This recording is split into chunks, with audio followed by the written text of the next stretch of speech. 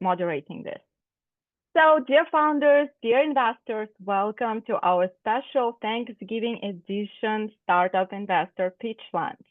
What a great way to wrap up this intense year and give thanks to our amazing global tech innovators community. You are the change makers, redefining every industry and reshaping the future of our planet today. This is a hard work and a lifelong challenge for founders to be an entrepreneur. And today we want to thank all entrepreneurs for their effort of building their companies, pursuing their dreams, and aiming to create a better future for all of us. And today we also want to thank our investors in our network for enabling global entrepreneurs and supporting them with capital, with your advice, making their ventures go big, scale globally, and helping them become the next unicorn.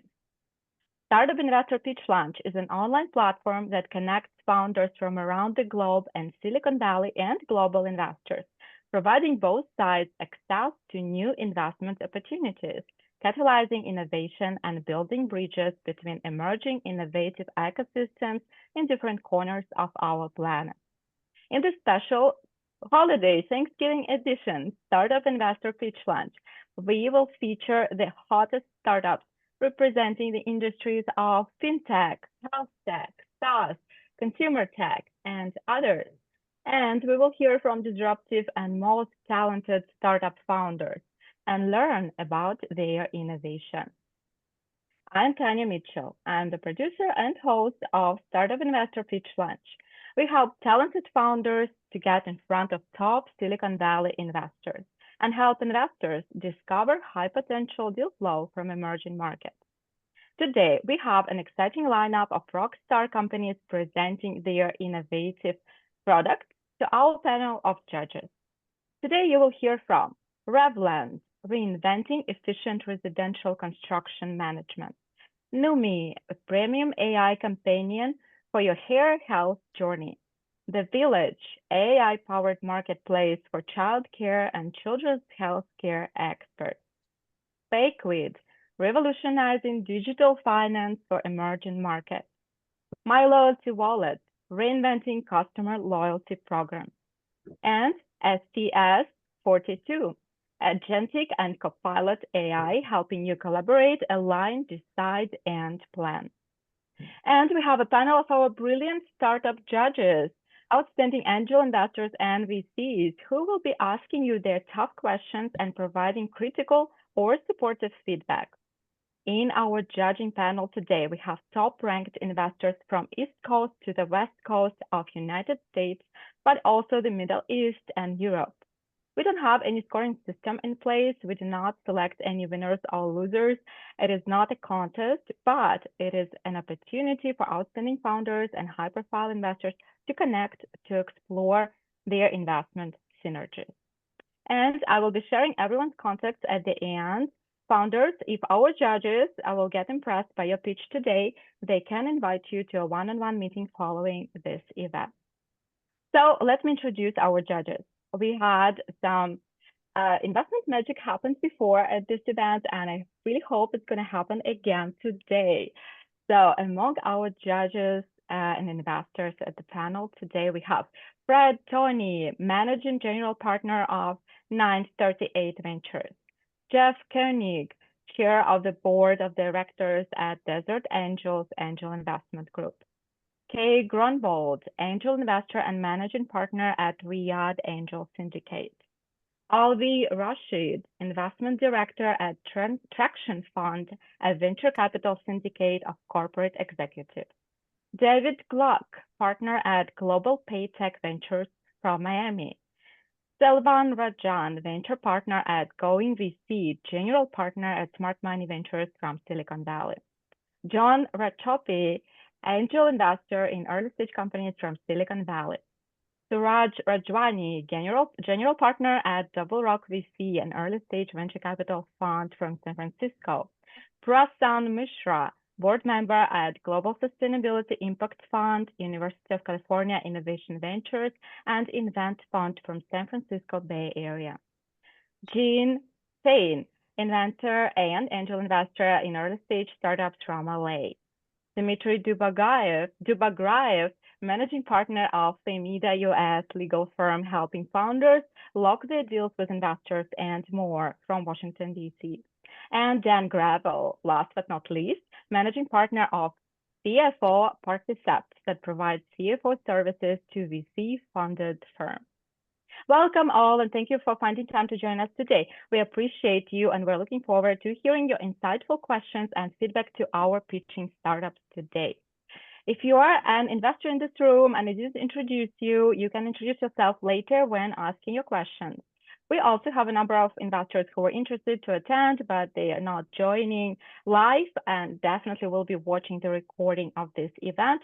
So make your best pitch ever, as many investors will be watching the video.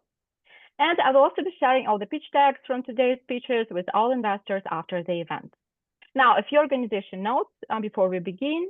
We have 6 pitching companies today. Each company will have exactly 10 minutes to pitch and show their pitch deck or their demo, and then we'll have 5 minutes for Q&A from our investor judges.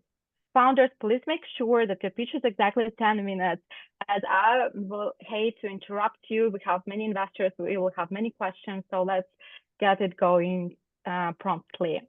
And during the pitch, we will all stay muted, as I mentioned. When an investor wants to ask a question, you can raise your hand, and I will give you the mic to speak. In case of any technical interruptions, please don't panic. Just re-enter this meeting room with the same link. We will be sharing the recording of this event with all participants, as I mentioned, and we'll be happy to keep connecting and discussing. If you keep connecting and discussing your investment opportunities and synergies further after this event. On this note, I'm excited to open our Thanksgiving pitch session today and hear from our genius startup founders. The order of the pitches is the following: Revlend, then NuMe, then TheVillage, then PayQuid, then MyLoyaltyWallet, and then SAS 42. Okay, ready? Let's go. The first startup pitch is from Adam Singh, Reinventing Efficient Residential Construction Management System, and I'm introducing you Revlend. Please share your pitch deck and let's hear your presentation. Great. Welcome, Adam. Thank you, Tanya. I hope you will excite investors as much as you excited me when we talked first. Good luck. I will. I appreciate the opportunity, Tanya. Thanks for all the hard work you put into this. Hello, everybody. Thank you for attending. I am the co-founder and CEO of Revlend. And today, cash flow in construction is a constant issue. Contractors have to front their own money up front to get started on projects and then wait for payments from owners. Meanwhile, communication, email, text, phone calls is scattered.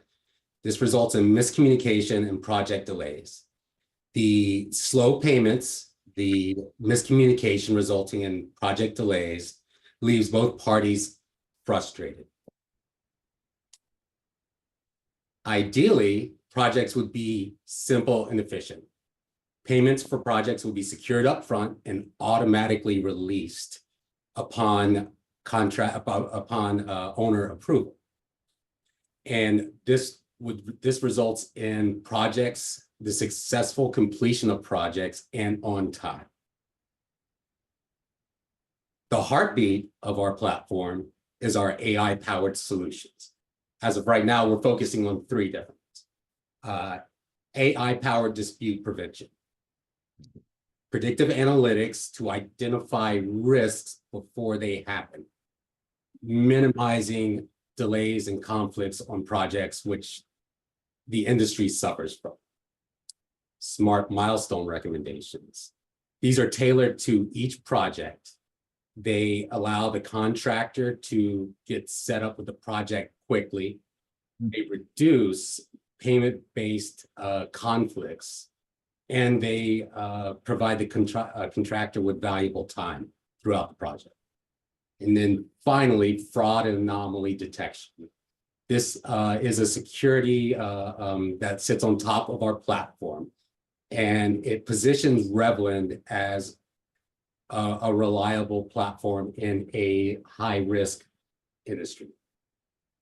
So these AI-powered solutions, not only do they make the contractor more efficient, but also they position Revlend as a thought leader or as a leader in the construction technology, and allowing us to acquire a share of a industry that is ripe for disruption.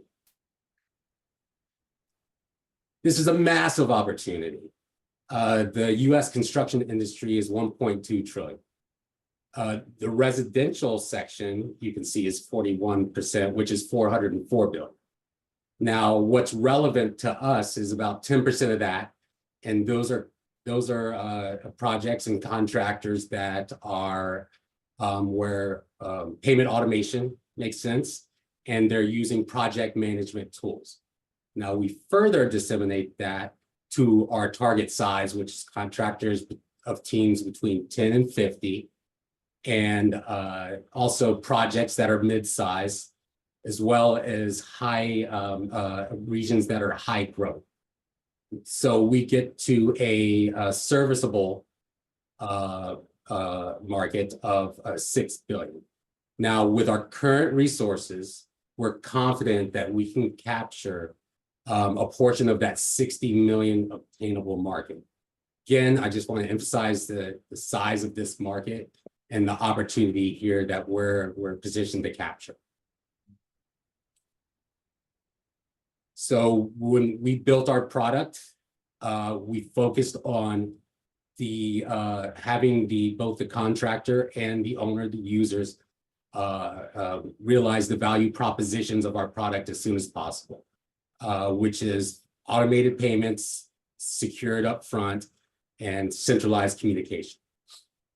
So it's easy for the contractor to create a project, create milestones, invite the owner. Owner funds the escrow. The contractor is confident that they'll get paid, and so they will complete the milestones and the project on time. Payments are released for the milestones, and contractors are paid immediately. No more chasing money. And our platform builds trust and confidence between both parties, which is currently lacking. We earn income and we generate revenue in 2 different ways: subscription fees, recurring SaaS subscription fees for access to our platform. That's the contractor. And we have different plans based on the sophistication of the contractor. We also have a banking partnership which allows us to earn interest on the escrow balances for the project. So that equates to about 42% we project of our revenue, and 58% comes from our recurring revenue. No one has done this yet. Other competitors, they tackle portions of the problem, but not the problem as a whole. For example, Angie, formerly Angie's List, and House Pro, they offer payment links on their platform between contractors and owners, so owners can quickly pay contractors. However, those payments aren't secured up front. Contractors are still chasing money. And then other competitors like Procore, CoConstruct, Buildertrend, they offer the project management and communication tools. However, again, they don't secure the funding up front and not tackling automated payments. So we're differentiated from them, and we're positioned to serve this underserved market. How are we going to make this happen? Well, one of the reasons is our team. Myself, I have over 10 years experience in marketing and finance, and I'm executing this vision that we have to disrupt construction finance. Our technical co-founder, Brandon, he has a proven track record of disrupting technology. Our other co-founder, Nathan Jones, who's a serial entrepreneur, most recently was brought on to ShipStation to get them acquired by Stamps.com. which was his second exit. And he exited actually as the CEO of Stamps.com. Our advisory board are industry veterans with deep connections in both technology and construction. We're raising $500,000. That money is going to go to marketing, product, and team expansion. Again, focusing heavily in AI as a competitive advantage and to drive user acquisition, team expansion as well, engineering.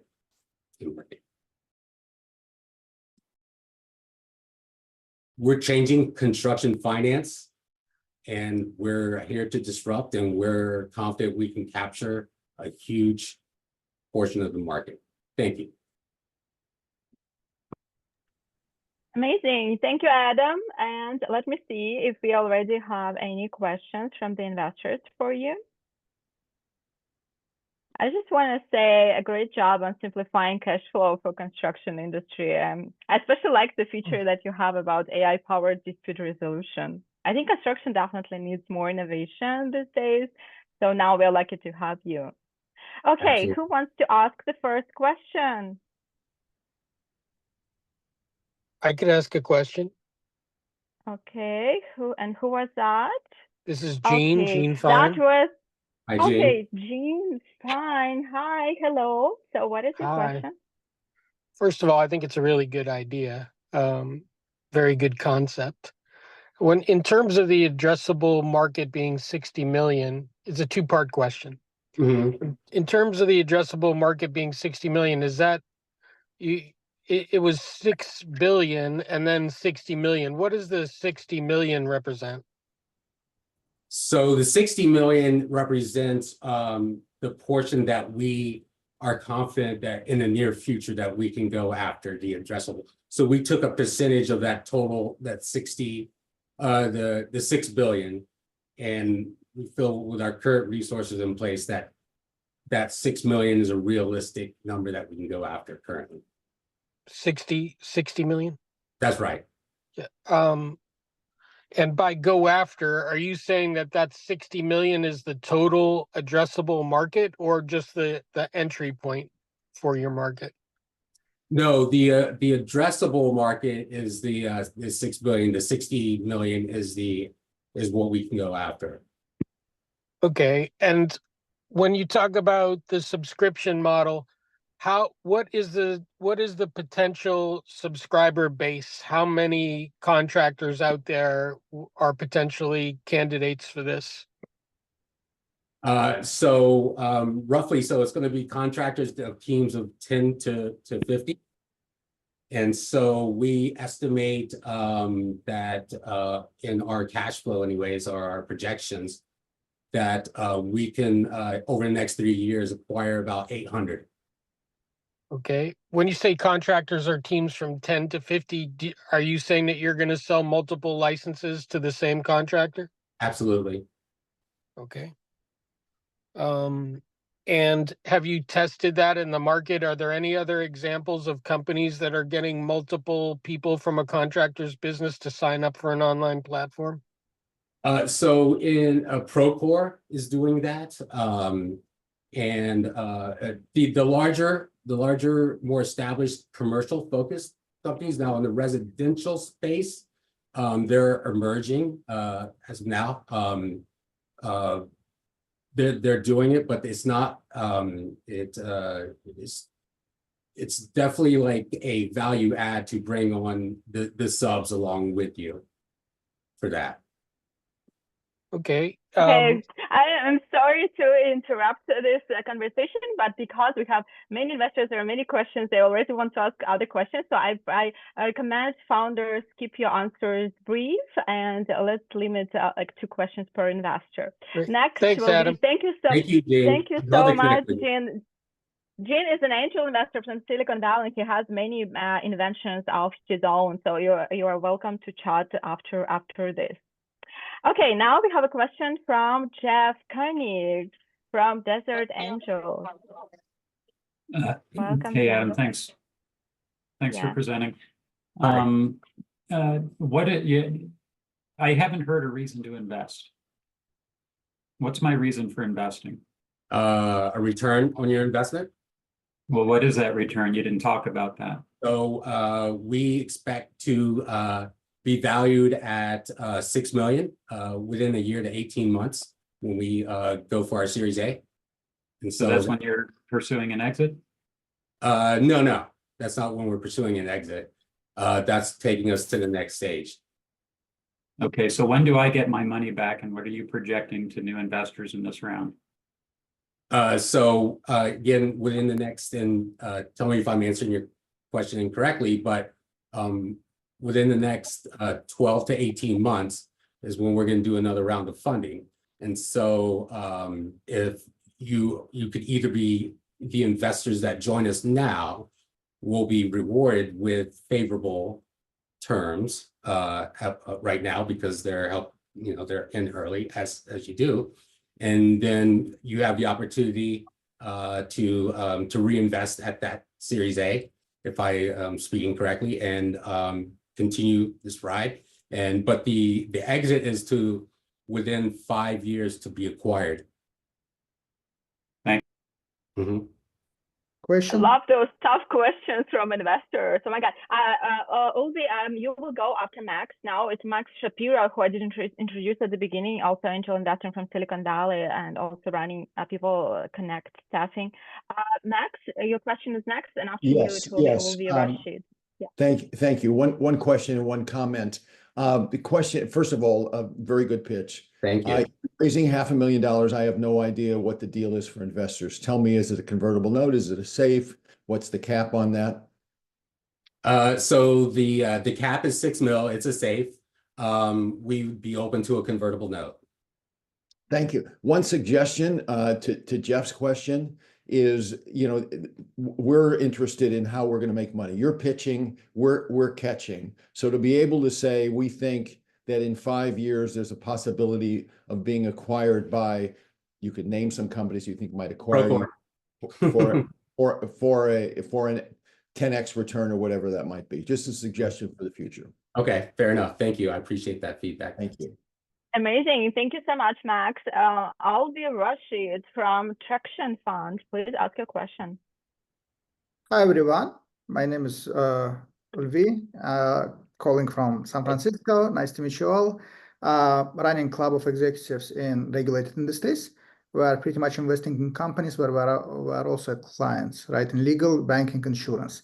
I'm also in Europe on investment committee of Sabah Fund. We are investing in companies making lives better in the region from MENA to China, right? So in this geography. So Adam, great pitch. Previously myself, founder, chain of hospitals, along also investment banker, built resorts. Aldi, what is your question? I'm sorry to interrupt. What is your question? Tatiana, please don't interrupt me. So I built the resorts before, right? I was in construction industry. So my first question here would be, how did you verify everything that is on the deck? Right? The deck is great, but what have the team has did so far to prove that the market size is there, that your SOM is there, and so on, right? So what is the traction to date, except for the okay? deck? So we have a live MVP, and we did customer development prior to, and through those customer developments, we've onboarded 10 contractors at the time, so we want to scale our marketing efforts to validate this market and run lots of tests. And obviously, we're going to have to iterate in areas on the product. But overall, we think the overall arching is a huge problem that needs to be solved in the market, because we do know contractors chase funds. There's been recent reports that have come out about payment delays and how that disrupts projects, and it puts financial strain on contractors. Got it. So pretty much one piece of advice that I can give you is that it would be great to show real traction, right? Meaning that, okay, I reached out to so many contractors in this industries. That's what they said. Here is like the log of their answers. And like, this is what we discussed about, because those are the facts that you can build things based upon it, right? So Gotcha. reaching out on LinkedIn for a coffee chat doesn't require a marketing budget. However, when I listen to it from my investor standpoint, this is just a nice idea, which is not verified even, and it doesn't take money to verify. So I think if you can do that and show, it will give you much bigger leg up further on, like in the fundraising process. Thank you. I appreciate that feedback. Thank you. Amazing. And I'm sorry, I apologize. I will be interrupting people today because I have to, because last time people got pissed because we ran out of time. It was an overflow because everybody had so many questions and then everybody was taking so much time to answer. So let's just keep it prompt. And Adam, I believe you will be rewatching this session. A lot of tough grilling questions for you, but this is the beauty of it, right? So it's like a time compressed for you and hopefully this is going to bring you some money. Awesome. So, and let's get going. Our next speech. Thank you, Adam. And we are moving forward. Thank you. We are moving forward. Our next presenter is Mars Beckford from NuMe, Premium AI Companion for your hair health journey. What a unique company. Welcome, Mars. This is your time to shine. Thank you. Hi, everyone. Hope everyone's doing well. My name is Mars Beckford, co-founder and CEO of NuMe. So just a bit about myself. I have many years of experience as a senior consultant with the government of Canada and over a decade of experience in project management in various industries, construction, insurance, cybersecurity, and healthcare. And my passions are sports and wellness, and I'm a former soccer player and powerlifter. So about NuMe. NuMe is a premium AI companion app during your hair transplant journey. This app will create a new industry standard for customer care and better healthcare ecosystem in the world. We're registered in Canada and in Dubai as a mainland startup. So here are some photos of my journey. An app like NuMe could have helped me definitely throughout the different stages of my experience. But I was one of the lucky ones. I had a great experience, great results. I did cut my hair for the summer, and now I'll grow it out again once it gets cold here in Canada.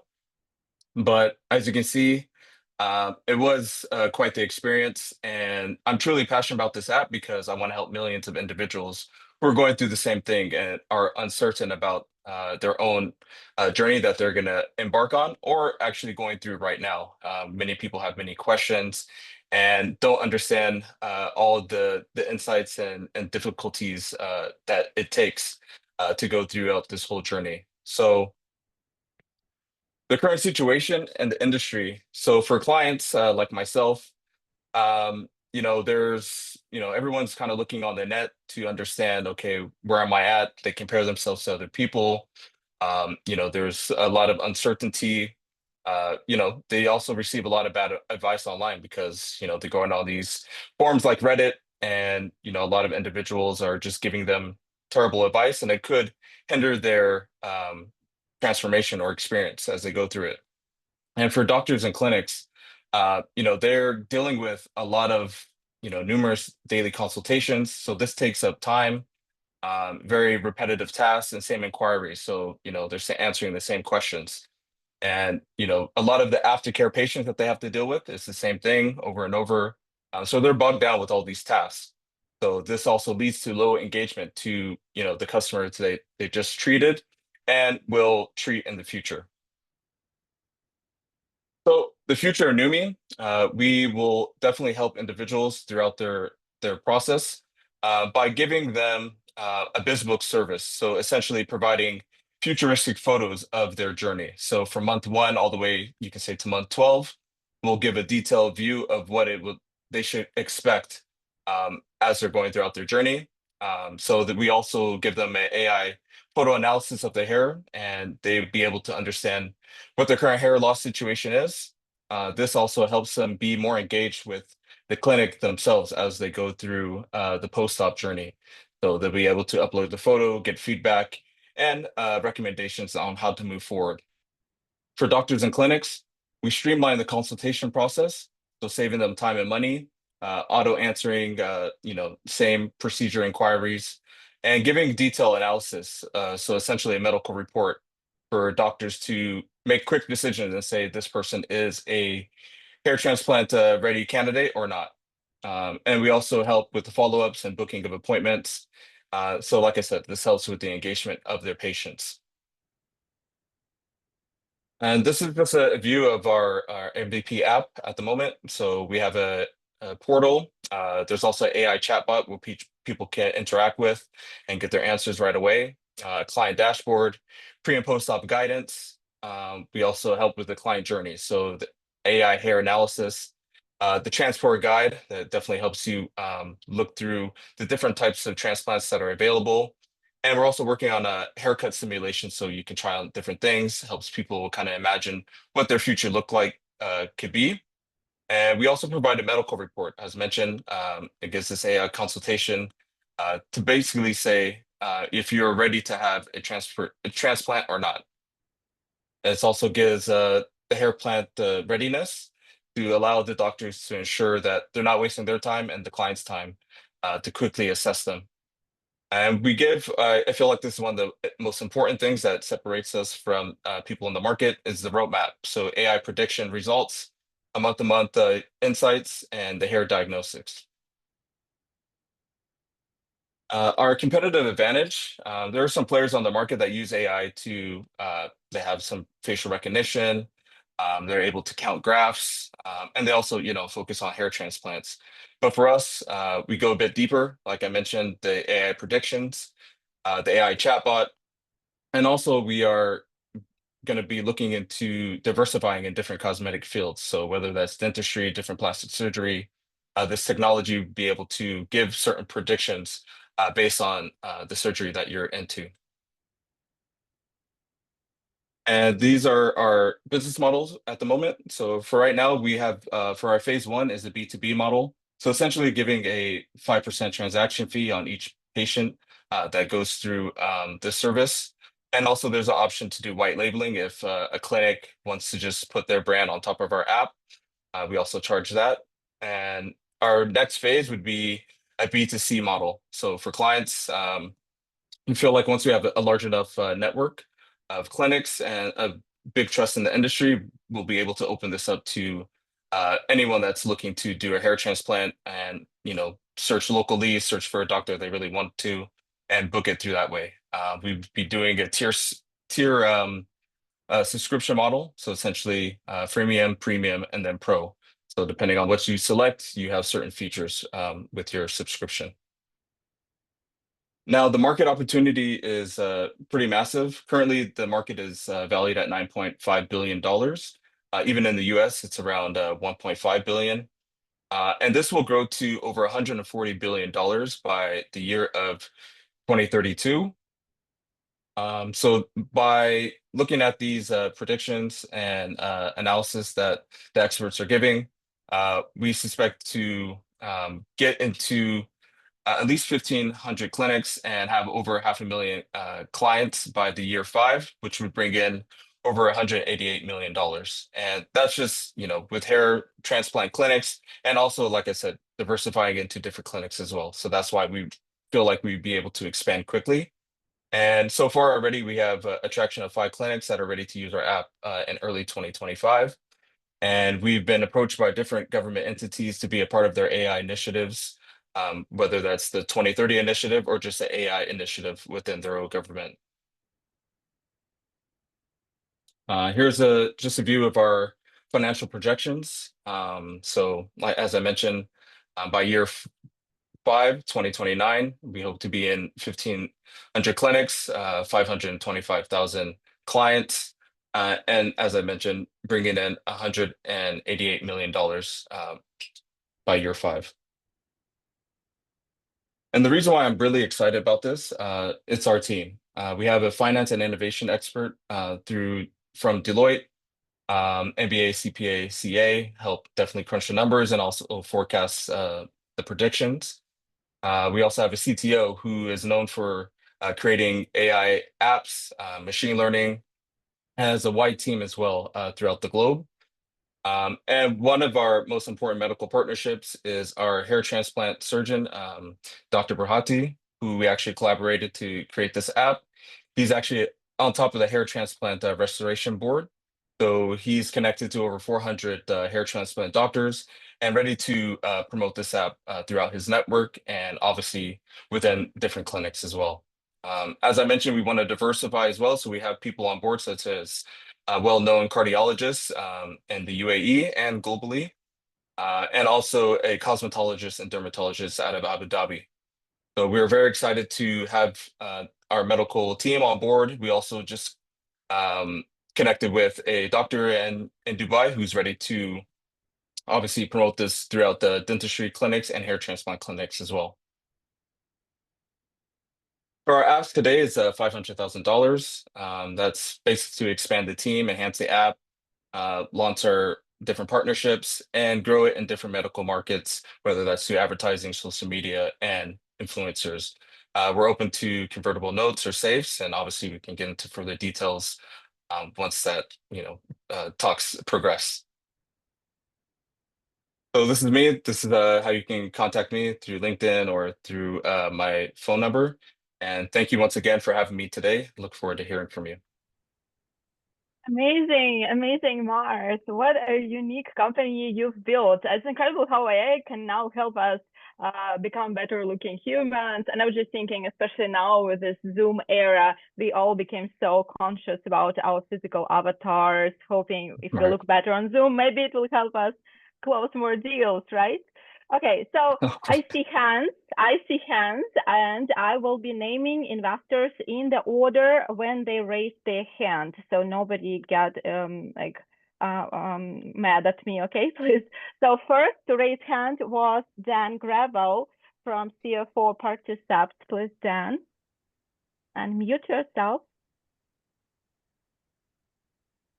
Hey, Mars. Hey, hello. How long does it take you to land a new client, new customer? Sorry, can you say it again? How long to land a new customer? Yeah. The customers are already within the clinics themselves. So clinics are actually booked out throughout the whole year or maybe 2 years, depending on the doctor there. So, we're going to leverage the clinics to gain these customers. And in particular, I mean, I think we'll be able to grab them quickly just with our network. Like I mentioned, our hair transplant doctor is connected to different clinics and hair transplant surgeons around the world. The reason why I ask is I've had a lot of clients fail because they underestimate the time it actually takes to land a paying client. And that's why I'm pressing you. What are your assumptions here for, does it take 3 months to land a client? Does it take 6 months to land a client? I would say 1 to 3 months, actually, just based on, you can say our demos, the connections that we have within the industry. Once some of these clinics are on board, others will follow, especially if they see the efficiency that's happening in their clinics. We ran some numbers. I didn't mention in the slide, but we ran some numbers that we'll be able to save clinics up to 4 hours of administrative work. That's daily. And then also up to $140,000 a year, just with cost savings. Thank you. Okay, amazing. Thank you so much, Dan. Next question is from Kay Grunwald, Riyadh Angel Syndicate. Please, Kay. Hey, Mars. Cool Hey, hello. presentation. Thank you. Looks like a stellar team and advisors, so congrats. Thank you. So you got a two-pronged approach to your revenue, right? You got the clinics and you got the individual customers, clients, people like me that eventually need this. You look good. How many investors will gonna become customers? Well, money is money. The screenshots you showed of the app, the mobile app, is that a native one or is it a web wrapper? It's native, but it can be web as well. So right now we're working on mostly focusing on the mobile. Can you just very briefly, because we don't have a lot of time, talk about the user acquisition on the individual clients end? Because there's no recurring revenue, right? I do this once. I'm not going to do it like once a year, probably, I think. And what the average price of acquiring one of these consumers is. Not necessarily through the clinic. I think there's a cost as well, at least time. But yeah, I would be interested in that. Yeah, so actually with the clients themselves, we plan to have them on board our application for 12 to 18 months. That's how long usually the results take in order to have a hair transplant. And a lot of people, up to 60% of people do a second hair transplant. So you can add that. That's almost 4 years of having somebody possibly on the app. And what we want to do is work with the clinics to help them upsell their whatever items they want to sell, products, because every clinic has their own products. So having that engagement, they'd be able to send notifications to the clients or more engagement to have them come in for a treatment or upsell them. So the cost itself, I feel like it's very low actually. Um, it's mostly obviously having them on the app engaged with their clinics, and then working with the clinics themselves to kind of target how to keep them further onto the app. Okay, thanks. Thank you so much, Kay. Our next question is from Alvi Rashid. Please, Alvi. Hi, Mars. Great Hello. speech. I'm not going to be your Thank client. I already did my hair transplant, so and Nice. it was painful. I did it for 1,200 in Turkey, right? So plus the flight. So the question about your 10,000 check is pretty high, probably for an average user. On the other hand, you have all the benefits of being in the country, in the same country where you are taking the transplant. So my question here is probably on the side that I think the age here could be like it's in the optometry industry, right? In eye surgery industry, was through a fintech solution when you are providing financing for such a price operation, the surgery, right? Have you explored this? Do you see any competition there? Do you think that it's actually a nice way to get into all the clinics and pretty much start generating revenue right away? Because more people can afford those hair transplants. Yeah, I mean, that's something that we're looking into. I feel like, once this comes readily available to more people, I think people understand that if they see there's clinics nearby, they don't have to do the whole traveling. Even here in Canada, they're starting to bring experts from, you say Turkey, from Dubai, to help lower the cost of transplants. So all over the board, some of the prices are going down, and that's helping people afford it more, whether, it helps them travel, get discounts. So we are looking at ways to help promote how to lower the costs, whether that's helping them get travel packages, helping the medical tourism companies.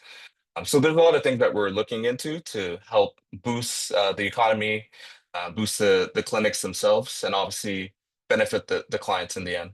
You want to stay local, right? So you don't want to go in other countries which make it cheaper. You are more of like, let's work with the clinics which are you based in the US or Canada?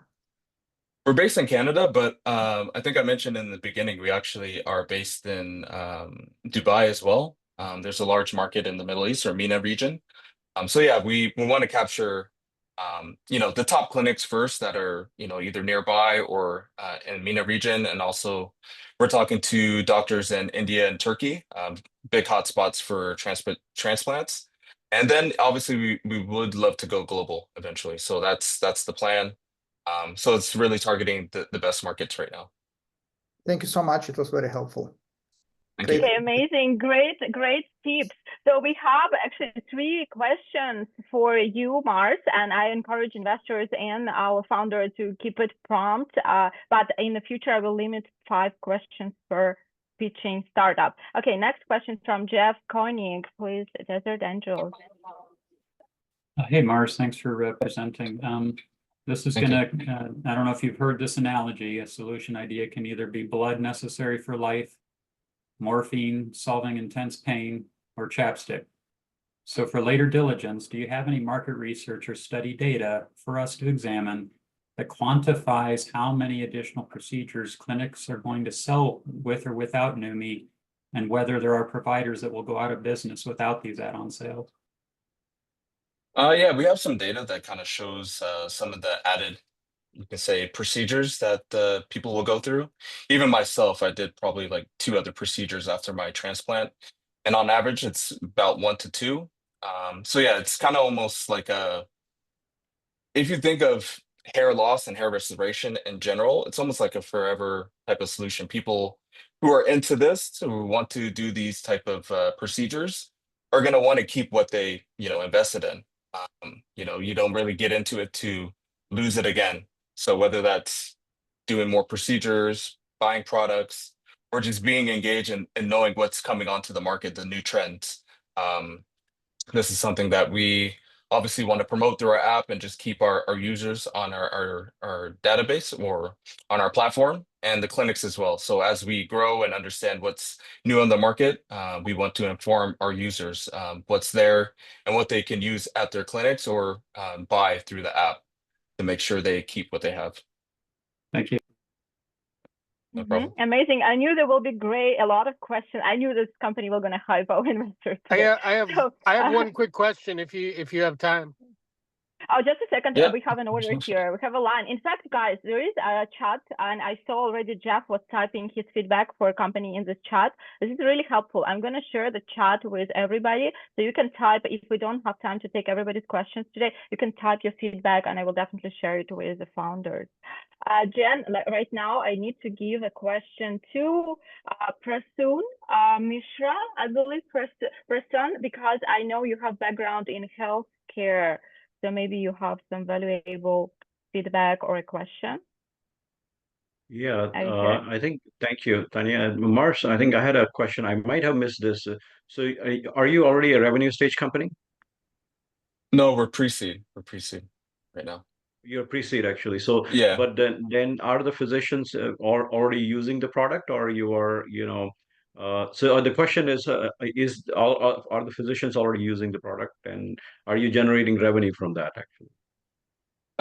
We have our main doctor that's using it right now, just going through his due diligence to make sure the flow of it, because he wants to promote this throughout his industry. So before we actually release it to the clinics that are in our pipeline, he wants to make sure that, okay, this makes sense as a head surgeon on top of the hair restoration board before releasing it further. So he's doing it on a trial basis. We're not charging him. He's a part of our advisory board. And the people that join on early, they're going to have a small discount.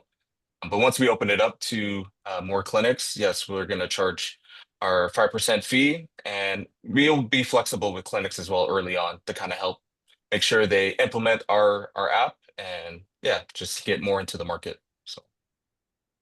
Amazing. And last question, okay, thank you so much, Preston. Next question, really quick and last one from Fred Tony, because we have the next company waiting to pitch. Okay, Fred. Please. Yeah, thank you. Fred Tony, 9.58 Ventures here in San Francisco. Thanks for the presentation. The questions I have really are around the U.S. market. How much of the revenue in year one do you expect from the U.S. market? Do I have it correct that, at a 5% share on the enterprise side, $1.5 billion market in the U.S. would be 75 million opportunity to you? Am I doing those numbers right? And then, I'm interested. We've done a lot of digital health companies, and to the extent that you are solving a problem that these clinics have, like how much excess capacity do they have today that you can fill? And they're obviously not going to want to pay you 5% for everything that they get. But how much excess capacity they have? How underutilized are they today in your research? Thanks. Yeah, my research, especially with some of the U.S. clinics, we've talked to it's not one of the biggest ones, but they're growing exponentially. I think they have over 20 clinics. So they find the same reasons that, why we put this out. They're having administrative issues. So whether that's following up with clients, client engagement, it's difficult for them to keep up with it. So they obviously are looking at solutions to help them, curve everything that's going on and make sure they're more efficient. And just the aspect that we're bringing the AI component to help with predictive results. This is probably the number one question that from the doctors that I talk to in the US that they've received is, what will I look like month 1, month 2, month 3? So we're helping them, like I said, we're in talks with some of the U.S. clinics. Obviously, I can share that later. But yeah, it's something that they feel like it's a big need, and it will grow rapidly in the market. Okay, thanks. We'll look forward to following. Okay, Thank Mark, you. I can say already you are getting great traction from investors, so congrats on that. Type your comments in the chat. And meanwhile, I want to introduce our next company, which is an amazing company. I'm a big Thank you, fan of everyone. it. Thank you, Mars. I want to introduce TheVillage and the founder, Jesse Duffy. Jesse is building AI-powered marketplace for childcare and children's healthcare experts. Please support Jesse. Give her as much feedback as you can. I personally became a fan of this company. I think it's really important to support women in tech, especially such genius women as Jessie. Jessie, welcome. Hi, everyone. How are you? So, I'm sure everyone here is familiar with the phrase, it takes a village to raise a child. But every parent I know is like, where on earth is this village that was supposed to come and save me from the chaos? And the sad truth is, in modern society, that village no longer exists. Today in the UK, 54% of parents cannot find suitable childcare. 70% cannot access timely medical advice for their sick children, and the essential workers in those spaces are exiting them at lightning speed, demanding fair pay and flexible working conditions. The timing of this is absolutely crucial because we are in a stage of dual crisis that needs a new system that benefits both parents and care providers alike. Welcome to TheVillage. TheVillage is an AI-powered matchmaking platform that uses machine learning to gather data and match parents with care providers, allowing them to find mutually beneficial terms, not just based on price or availability, but also on shared values, parenting style, personality, the things that make up the bedrock of a genuine community. Our first focus is on our in-person care platform, which will allow us to service the growing demand that we have on our waiting list. We will then expand into virtual healthcare, which allows us to scale faster and extend our reach beyond the confines of a hyper-local, service-driven marketplace. We will then use the data that we gather to create a personalized educational platform that supports parents holistically on their parenting journey. To put our big picture vision simply, we are enabling parents to build their own village of support through our network of background checked experts. The childcare and children's healthcare markets are highly fragmented. There is no clear market leader and no household name in the space. There hasn't been meaningful innovation in family tech for quite some time, which is astounding when you think that we're speaking about a market worth 25 billion in the UK and 450 billion worldwide. Our business model is simple. We are a two-sided marketplace. In order to encourage user adoption, we apply a really competitive 12.5% commission rate to our care providers.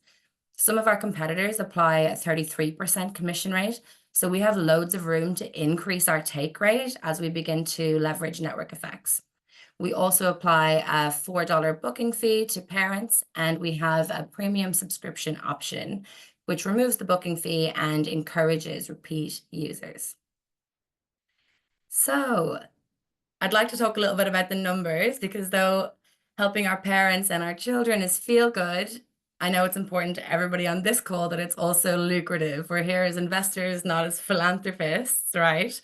So we have over 1,600 users on our waiting list, but there are 6 million parents in the UK, and 2 million of those parents have tried to use technology to find care. Based on our growth strategy, we aim to service 175,000 active users by 2028, which will give us a revenue of 130 million at an operating margin as an asset-light business of over 80%. So this is a brand new slide that I created today because I have an announcement to make, and you are all the first to hear it. So myself and my team have been working very, very hard. And as of this afternoon, we are officially a revenue generating company. So we've bootstrapped from 0 to 1. And if I had a bell, I'd be ringing it right now. We served our very first parent, Harry, father of 4, So you can imagine he needs all the help that he can get. He used TheVillage to book and pay for a babysitter at short notice. So him and his long-suffering wife can finally have a romantic dinner without worrying about nappies or bedtime routine. And who doesn't want that? Happy wife, happy life. Now, I've been speaking for a while, but who on earth am I? My name is Jessie, and my background is in finance. I have 3 degrees, economics, law, and finance. I spent years working at Grubhub as a marketplace economist. So I'm an expert in marketplace dynamics, and I know network effects like the back of my hand. Following my stint at Grubhub, I led the tax controversy team for the world's biggest energy technology company, where I managed an asset base of 22 billion and an asset base of 3 billion and a team of 22.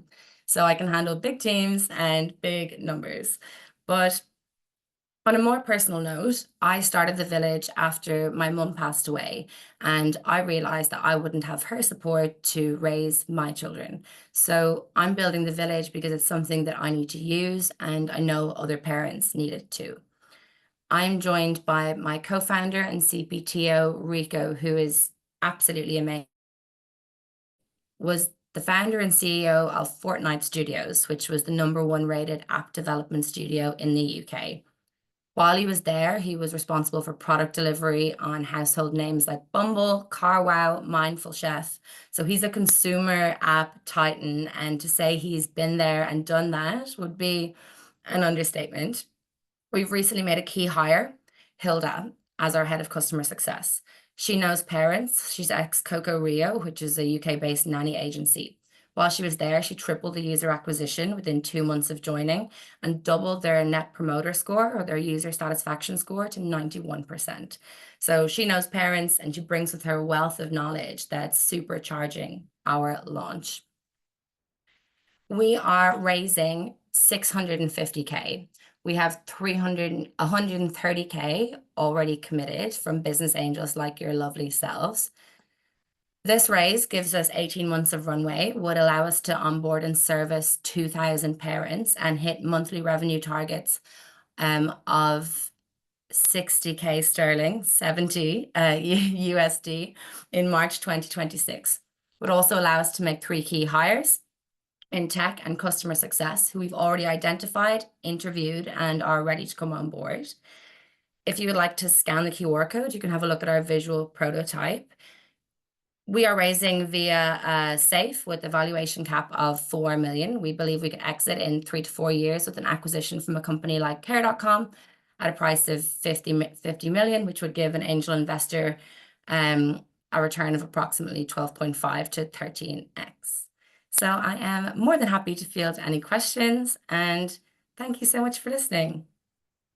Amazing. Thank you so much, Jessie. What an incredible business, tackling such an important problem. America has so many immigrant families, and I was just wondering, what are all these people doing? They can't engage their relatives in the babysitting, and this is such a huge society level problem. So definitely super important to build those ecosystems for parents and connect them with the providers. And it's great that we have AI on that mission too. Okay, I already see you have questions from investors. First in line was Dmitry Dubagrayev from Femida US. Please, Dmitry. And then I see Jeff Koenig and Fred Tony after you. Yes, hi. Thank you very much for a great presentation. Thank you. Quick question. I found there are 5,366 application and registrations for the trademark Village. You have any strategy of defending your name or distinguishing from the 5,366 of your SEO competitors? Yeah, definitely. So we've applied for we've already spoken to lawyers about that, and we have applied for the trademark in the UK, where we believe that we'll be successful. We believe that we'll be successful because we ran a category analysis of all 45 categories. So I have a law background. You may have noticed that there's a certain amount of trademarks for TheVillage, but they don't have them in the categories that we need them in.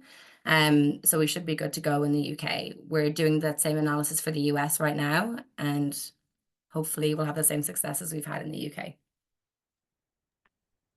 Amazing. Thank you so much, Dimitri. Our next question is from Fred Tony. Fred, please. Yes, thank you, and congratulations on launching. I know that's a Thank big you. day for you. I'm grappling with differentiation. We've seen a lot of companies in the U.S., startups and successful ones. You've listed a bunch that are doing babysitter scheduling, that are doing connecting with caregivers for parents, all of which sort of play in the space that you're in. Yeah. And with your experience at Grubhub, I'm sure you had a lot of ways to differentiate what had become a crowded market. And this market feels crowded. So how do you get above the others in the fray and get enough traction that's meaningful enough for, to warrant a venture investment and sort of get to that 10 to 20 million in revenue that we'd be looking for? Definitely. So to focus on US competitors, we have platforms like SitterCity and Care.com, but they function as large directories for families seeking babysitters and also dog walkers. So have kind of failed to capture the hearts and minds of parents there. Although they have had some success, they've acted as a listing service with minimal personalization and minimal support beyond basic childcare. So our differentiation and ultimately our long-term defensibility lies not just in superior technology, but in servicing the vertical of children. So babysitters, night nurses, lactation specialists, nurses, doctors. When you think of the brain of a parent and the mental load, Katie's not sleeping through the night, Oscar's nursery is closed for the week, Emma has to be picked up from school, dad's away. There's a lot going on. And there's not one place where a parent can go to solve all of these problems. The bottom line is parents need help, and who are we to decide what help they need? Our job is to provide choice and access. So that's where defensibility comes in. So I love marketplace economics. I'm a bit of a nerd, and marketplaces are the most defensible where there's a differentiation in supply. If you take, for example, City Sitter or Uber, where supplies are completely commoditized, totally interchangeable. Ubers just want a ride. There's one success metric. How long do I have to wait? If it's less than 5 minutes, users are unhappy. We have a completely opposite business model where our supply is totally differentiated. Each transaction is unique across a number of different attributes. So babysitter, nurse, doctor, lactation specialist, years of experience, hourly rate, location, virtual, in-person. We intend to gain critical mass across those segments, and we have first mover advantage in the children's health and welfare vertical. As we scale, it will be impossible for competitors within one niche, like babysitting, SitterCity, to compete. And TheVillage wouldn't face anywhere near the scale of competition as the likes of Uber, where the supply is completely commoditized. Okay. Amazing. Next question, Jeff Koenig, please. Hi, Jesse. Thanks for presenting. So you have a law degree. This should be interesting for you. After ride sharing emerged, there were personal safety problems from merely giving rides. And this only invites strangers, into a vehicle. Yeah. But you're inviting strangers to be alone with children. So how much do you spend to vet that your providers are safe? What have you done to mitigate your company's legal risk? And after the first case of injury or abuse, which will inevitably come, what is the UK regulatory environment likely to do in response to that? Yeah, okay. So to answer the first part of your question, we are background checking all of our care providers. In the UK, we require enhanced DBS, disclosure and borrowing services. Most of our competitors in the UK don't require that. So that already puts us head and shoulders above most of our competition here, which is absolutely crazy. On childcare.co.uk, which is very similar to care.com, any man and their dog could be advertising themselves as a babysitter, which is insane. We are ensuring that they're all background checked. We are ensuring that they all have the credentials that they say that they have. Right now, we're interviewing them all in group interviews. So we're not sending strangers to people's houses. We also have built know your customer verification on 2 sides. So both the parent and the childminder can feel safe. Once they once the sit is underway, so if a care provider arrives at somebody's house, both parties need to check in on the app to say that the other person is who they say they are and that the sit is ready to commence. From a worst case scenario perspective, there is some examples of things like this that have happened in the UK and Ireland, which we have taken some learnings from. There is a nursery called Giraffes, which had a single incident, and parents were, in terms of the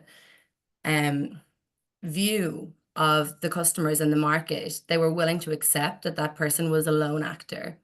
The problems came where they delved deeper into the company and found out that the company had no safeguarding processes in place and didn't have any of the legal documentation in place. And actually, this was an inherent issue that was deep within the processes of the company. So we need to ensure that we're squeaky clean. We've had lawyers involved from the very, very beginning. Our contracts are set up to limit our liability to the fullest extent of the law, which is useful. So it's very useful having a legal background in a highly regulatory space. For our in-person care, all of our care providers are self-employed, and they have their own insurances. Okay. Well, I just want to add here that greatest leaders pick the toughest problems to solve. And I think great job. TheVillage is really ambitiously aiming to solve this big problem, even though there are a lot of difficulties I can imagine on the way. Well, good luck with that, guys. Well, it's good to crash test all possible risk scenarios at the beginning, right? So you want to be prepared.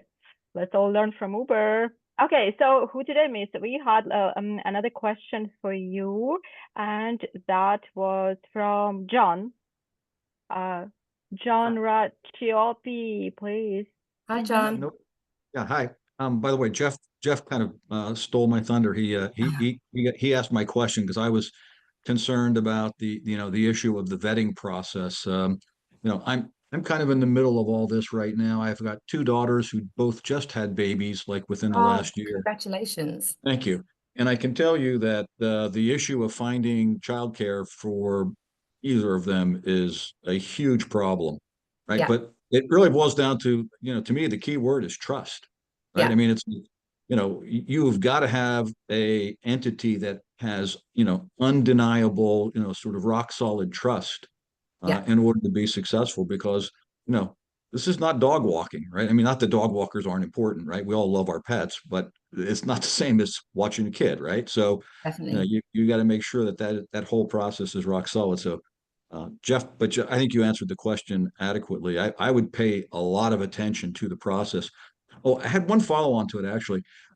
What do you do, if anything, in terms of facilitating the parents and the caregiver actually having an interaction prior to engagement, right? Because it's one thing to say that you guys do a vetting process and it's thorough. That's great. As a parent, that's not sufficient, right? I want to talk to the person. I want to interview them. I want to get comfortable with them before I invite them to come over to my house and watch my kid. So what do you do, if anything, in that space? Exactly. So trying to solve this problem, you're sort of weighing up, you don't want the care provider to feel like they're doing unpaid labor, but also you want the parent to feel trust in the process and in the person. So we have two options. We allow care providers to upload a video on our app, which sometimes is enough for parents just to get the feel of a person, hearing someone, how they talk, how they react. We also have another option where they can do a quick video call via the platform as well. So that's one of the ways that we're trying to balance the needs of both parties. Amazing. Okay, great. Thank you so much, Jesse. Wow, that's a lot to uncover. I was honestly not prepared for those questions. Now I'm scared, but I know that Jesse is the right person to solve, to challenge, to address those problems. Good luck, TheVillage. And I can say, like, yeah, you are a much needed company in America today. That's one thing I can say. And we are welcoming our next speaker today, and PayQuid. Obinna Emadikwa is revolutionizing digital finance for emerging markets. And today, Obinna will be presenting to us his company. Obinna, welcome. Thank you for the introduction. Thank you for having me. Welcome, everybody. We're building a contactless payment solution. We're trying to solve debit card fraud problems in developing countries, especially Africa, where over 65% of payment fraud is propagated with debit cards. And Nigeria in particular is having the case of over 100 million of its people who have little or no access to banking in the first place. And we have over 60 million account holders in Nigeria with access to physical cards, debit cards, and most of these people have problems with fraud. And we're having over $35 million lost to these fraud-related issues in 2023 alone. Now, what are we providing as a solution? Our contactless payment solution will offer QR code payments without any physical contact with the POS terminals, thereby eliminating the use of physical cards for cash withdrawals and digital payments. For us, our game-changing approach will be introducing POS terminals into the market that have QR code scanners. Nigeria has currently over 15 million POS in circulation in the market, and out of these 15 million POS in circulation in the market, just about 11,000 of them have QR code scanners. Now, that is the game-changing approach for us because in 2023, the central bank in Nigeria approved the use of QR code for digital payments and cash withdrawals. And that has been a very, very good progress for us moving into the market. And our go-to market will see us have, our go-to-market will see us have a lot of traction in the market. And we've had our own pilot phase where we ran in 2023. We had 1,100 downloads and we selected 350 to onboard as users based on their KYC requirements and meeting up all of that. The objective was for us to be able to get user feedbacks on payment processing speed as well as security. And most of what we got from all of our pilot from stage was basically to work on our user interface and design. And we moved to the market opportunities we have. Africa is the future for payments. And in Nigeria particularly, we have over 200 million people in Nigeria, where the World Bank is projecting will get to 500 million in 5 years' time. And currently, Nigeria has the largest GDP in Africa. And as we move into the market in Nigeria, over 100 million Nigerians have access to internet on their mobile phones. And that's where the big advantage is for PayQuid because we're working with mobile phones only to enable cash withdrawals from POS terminals without the use of physical cards. And the market opportunity in Nigeria, we're still talking about the transaction volume in Nigeria currently, over 90% transaction volume recorded for digital payments. And fintech growth is so much high in Africa. Nigeria is the top when it comes to attracting fintech investments.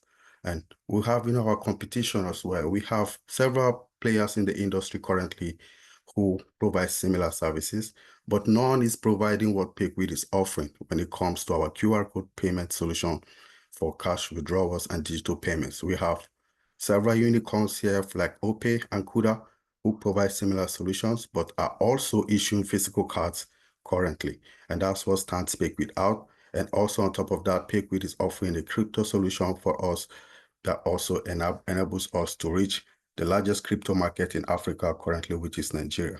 For our go-to-market, when we talked about it earlier, our go-to-market strategy, we want to introduce 1,000 POS terminals into the market for start. We're concentrating on the central business district of Nigeria, the largest cities, Lagos and Abuja, and we're putting a market there to spread this 1,000 POS terminals, with our revenue model being $10 cents for our transaction fees. And Nigeria has a lot of young population who are engaging currently in digital payments and transactions. And we're looking at onboarding at least 75,000 Nigerians to be active users in our first month of launch. And we also have a subscription fee of $3. The $3 subscription fee monthly is for us to be able to provide the services of cross-border payments, FX solutions, and also cryptocurrency. We have freemium services for people who want to engage in fund transfer and also for P2P. We have a partnership going with Nigeria's largest commercial bank currently. The partnership avails us the opportunity to be able to provide our users with fund transfers on top of bill payments, and also to provide FX cross-border payments, because our partnership with the bank has about 10 foreign transaction licenses here in the United States from different states. And also Nigeria has the largest diaspora in Africa. And we had, just from the United States alone, a diaspora remittance of over $2 billion in 2023 alone. And so we want to leverage on that for our FX solution. Looking at our team is made up of most of my friends and classmates of over 20 years in high school. For myself, I have a bachelor's degree. I'm an entrepreneur. I'm also on my master's degree currently in view. I'm also a fellow of the Institute of Management Consultants. I'm a certified management consultant. Our team will have our CTO, Sam. Sam has almost a decade working in software engineering and building fintech apps, and also building security apparatus for banks in Nigeria. We have our CFO, Osas. Osas is a finance guru. He has been working with Deloitte here in the United States, and also is on his master's currently in Detroit. Our operations head is Osareme. Osareme is a first-class accounting graduate also, and having his own experience working in his own startup as well before joining to build, because most of us have a problem with debit card fraud in Nigeria. We've all experienced it, either hacking, stealing, or cloning of our debit cards. It's a very rampant issue in Nigeria currently, and most of my team members here have similar experiences from it. Osareme is also on his master's currently in Vermont. And Radu is also our team on the advisory part. Radu has over 15 years experience in finance as well. Now, on our funding requirements, we're trying to raise $1 million to launch PayQuid, and we're offering 20% equity for that. The $1 million is spread basically amongst the liquid buffer. The Central Bank of Nigeria has a policy where for every payment service provider, you must have a liquid buffer of over $500,000. And on top of the license fee for $150,000, and our marketing, and also purchasing 1,000 POS terminals to launch in the market.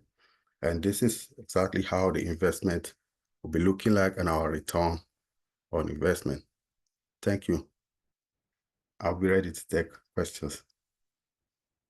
Amazing. Thank you so much, PayQuid. Great job on tackling digital payments problems in the largest market in Africa, in Nigeria, and one of the key emerging markets today. I'm sure it will attract a lot of American investors. So really important initiative. Great job so far. And I'm sure you'll get many questions from our investors today. Jeff Koenig, please. Hi, thanks for presenting. So yours was the first presentation that at least attempts to give us a slide on what our return on investment should be, but I'm struggling to understand this. So is 67.5 million the net enterprise value you expect to sell the company for? Oh, that's our in our exit in 5 years. Yes, we'll be looking at $67.5 million. So. Okay, so if that's what you're going to exit for, and we own 20% of the company, then wouldn't we be getting 20% of that 68 million? No, that's exactly what the value is for the 20% at exit. Okay, so what you're really saying is you expect to sell the company for 337 million. That's exactly what we expected to be valued at in 5 years. Now, you think that this is your last fundraise? You won't be raising any more money? We want to be able to be profitable before we come back to any fundraising. And that is exactly why our go-to-market strategy is to concentrate in the Lagos area of Nigeria to target at least the market that is much in the payments and that is scaling high for digital payments. We don't want to come back to any fundraising until 2 years' time when we are very much profitable. So. Okay, so you have to understand, we expect future dilution. You're not offering a 68x, correct? Yes. Okay, thank you. Amazing. Okay, so anybody else has a question? Yes, I have a question. Right now? Yes.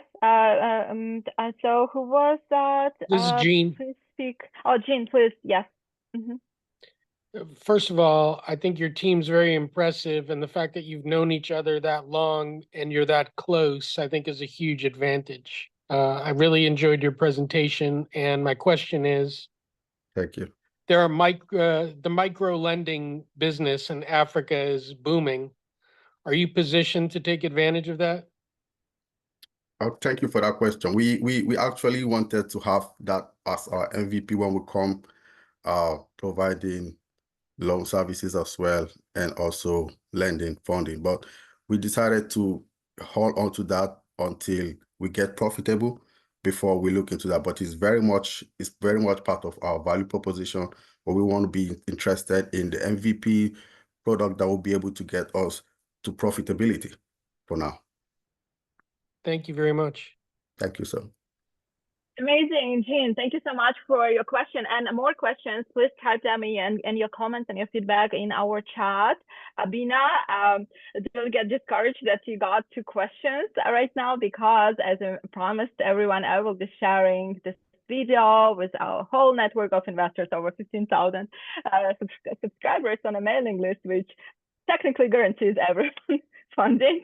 So, but thank you so much to all investors that are actively asking questions, because your questions are amazing. I'm getting this huge range of emotions from fear to excitement, and this is amazing about this format. Thank you so much. Guys, we have 2 more exciting companies today to present. Please stay with us. And I am really proud to invite to the stage our next pitching company, and that is MyLoyaltyWallet and the founder, Matthew Cumberbatch, Reinventing Customer Loyalty Program. Welcome, Matthew. Thank you, Tanya. Good afternoon, everyone. Great job for all the presenters today. My name is Matthew Cumberbatch, and I'm the CEO and founder of MyLoyaltyWallet. Guys, just let me share and get started.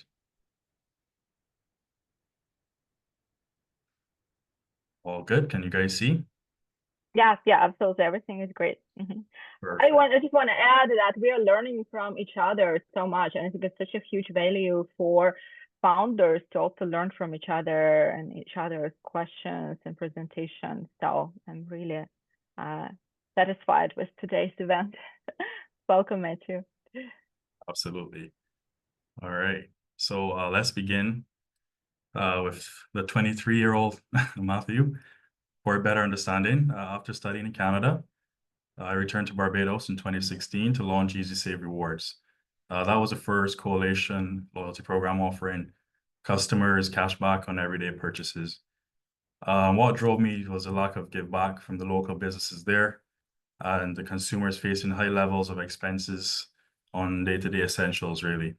So I wanted to bridge that gap. Over 5 years, Easy Save grew to become the household name in Barbados and its neighboring island, St. Lucia, with over 84,000 cardholders and up to 100 businesses partnering, actively using that platform. So these are some milestones here below: onboarding Burger King in 2018, some Christmas campaigns we ran, and also our St. Lucia team. And this is our past rep that was training the cashiers at a dollar store with 9 locations.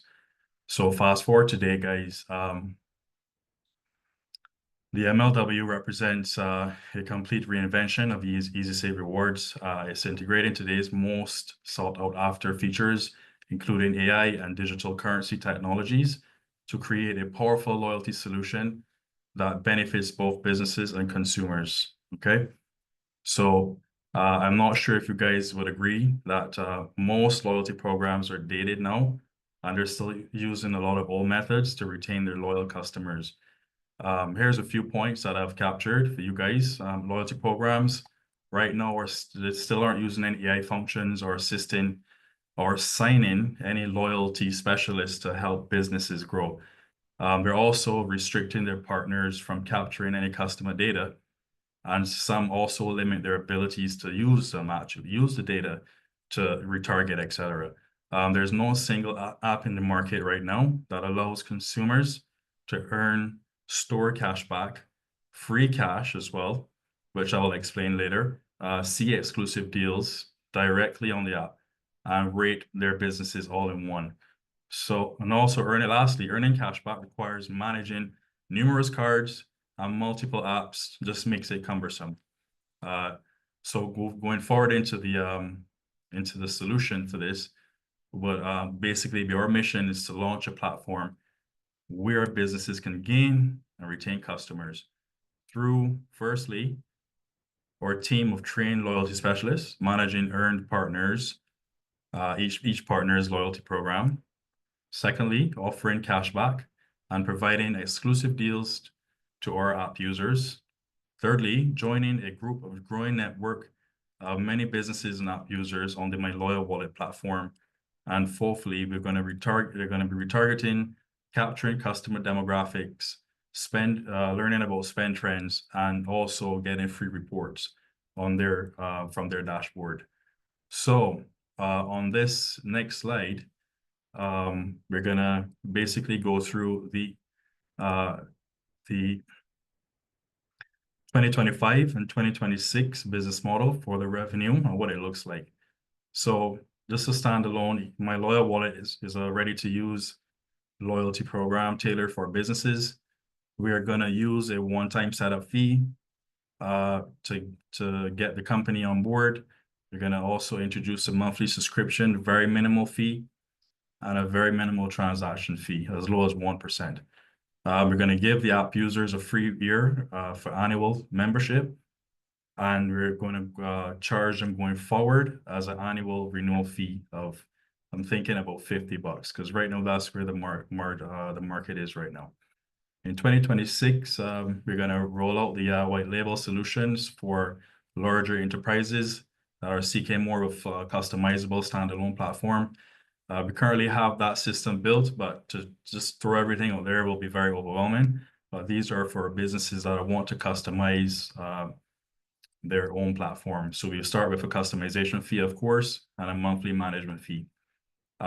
Fourthly, this is optional, but a paid advertising. Once the app builds a lot of users, maybe up to 15,000, then we can start advertising more deals from non-partnered businesses with a flat monthly or flat weekly rate.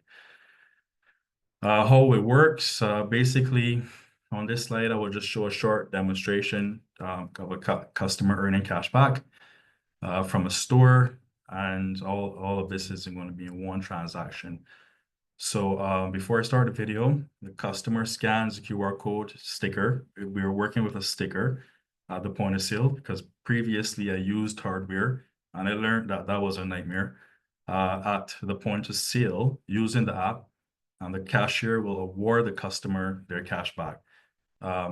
Secondly, the customer redeems their earned cash back from any MyLoyalWallet partner, and also they can withdraw their earned MyLoyalWallet credit as cash. So just a sneak peek of what the video would look like. Scanning, you don't have to open the mobile app, you just scan with your camera and it carries you straight to the partner page. So it saves a lot of time, and then the cashier enters the PIN. All PINs are dedicated obviously to each store. They enter the amount of the transaction. There's no hands touching the screen. There's a stylus given to each cashier, and then you can rate your cashier after the transaction, being the customer. Obviously, the business owner that has the dashboard will see all of this. You can track your spend and what you've earned as a user. All right, so we will close that now. And we move over to the next slide. Here is just an overview of some of the current screens we have. We have the home screen, the MyLoyalWallet partners screen. I kind of use a similar interface as Instagram because people are familiar with Instagram. So it gives them the same feel. Partner profile, it profiles the entire business before the user can actually add them as a loyal customer. So the business is required to enter all of their information. Well, we do it for them. We have FAQs, we have exclusive promotions, we have the pop-up scanning, where you can earn or redeem cashback, transaction tracking, the user wallet here. So it basically shows the balances of every single company that you would have earned cashback at. That's what the wallet shows. Moving on to the milestones so far.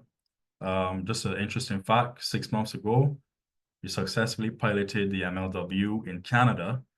We're more than 15 businesses and over 65 users engaged with the platform. For me, I believe that was definitely something that I learned a lot from. I went out there myself, I onboarded these clients, and they're currently still using it at no cost. And it really showed me that this is something that people actually want to use.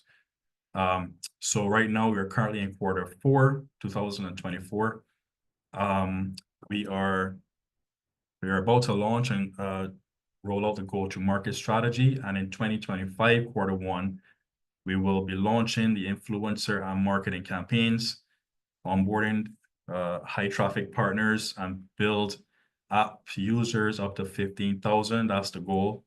And then in Q2 of next year, we would want to reach 50 paid partners. And then we're going to vlog all the processes, onboardings, tutorials for our YouTube channel, obviously, because that's where the world is going right now.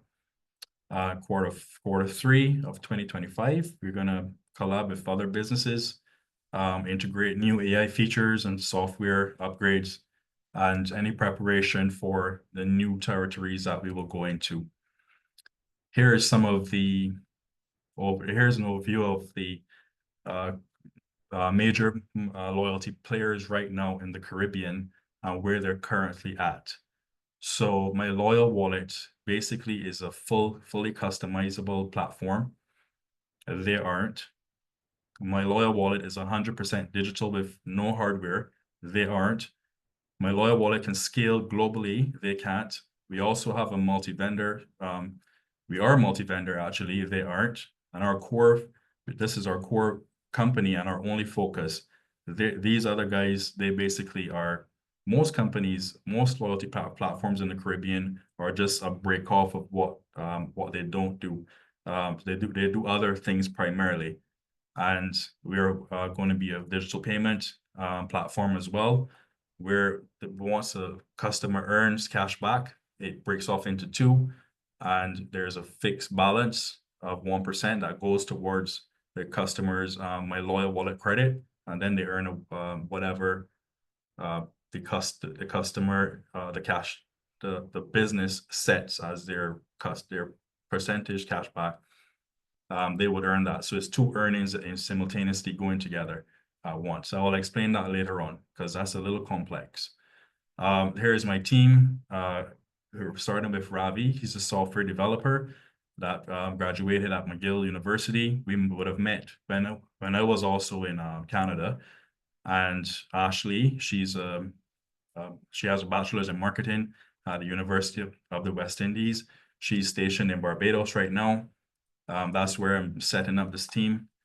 And Laura and Yvonne are basically into marketing, which is also graduates of the University of the West Indies. And Yvonne would have studied abroad in London and has her degree in video production. They're both currently here in Barbados right now. Jeff, right now, he's in Toronto, and he's my sales consultant. He has a broad network of B2B. He has a broad network, basically, and he has a lot of skill and potential in the B2B market. He's very, very trustworthy in that sense. We would have met last year when I was doing my pre-launch for MyLoyalWallet. Moving forward, here is a market size, and moving on to the market size, I would say my sources would have came from the Business Fortune Insight right here. And in 2023, approximately 32 million was spent on loyalty software worldwide. 30 million of that was mainly in retail and chains and enterprises. But we approximate a capture of 6.3 million from vendors joining the MyLoyalWallet platform in a shared market, and 4.6% compound annual growth with 9.2 million in 2027. So that's an approximate figure of what we predict. My investment ask would be 200,000 USD for 25%, and the territories that we would be penetrating potentially would be the US and Canada, and then Caribbean. The targeted sectors will be retailers, chains, and enterprises. And the revenue and expenses in 1 year or in the first year are projected to be at 1 million USD with a 30% expense. Our current valuation right now is 275,000 USD. And over to the right is a better understanding of how the funds will be allocated by any investment made. So we have sales and marketing at 40%, software improvements at 10%, office upgrades at 10%, so that staffing obviously at 25%, and travel and mobility at 15%. Guys, thank you for having me. Thank you for your time. Thank you for your patience, and have a good evening.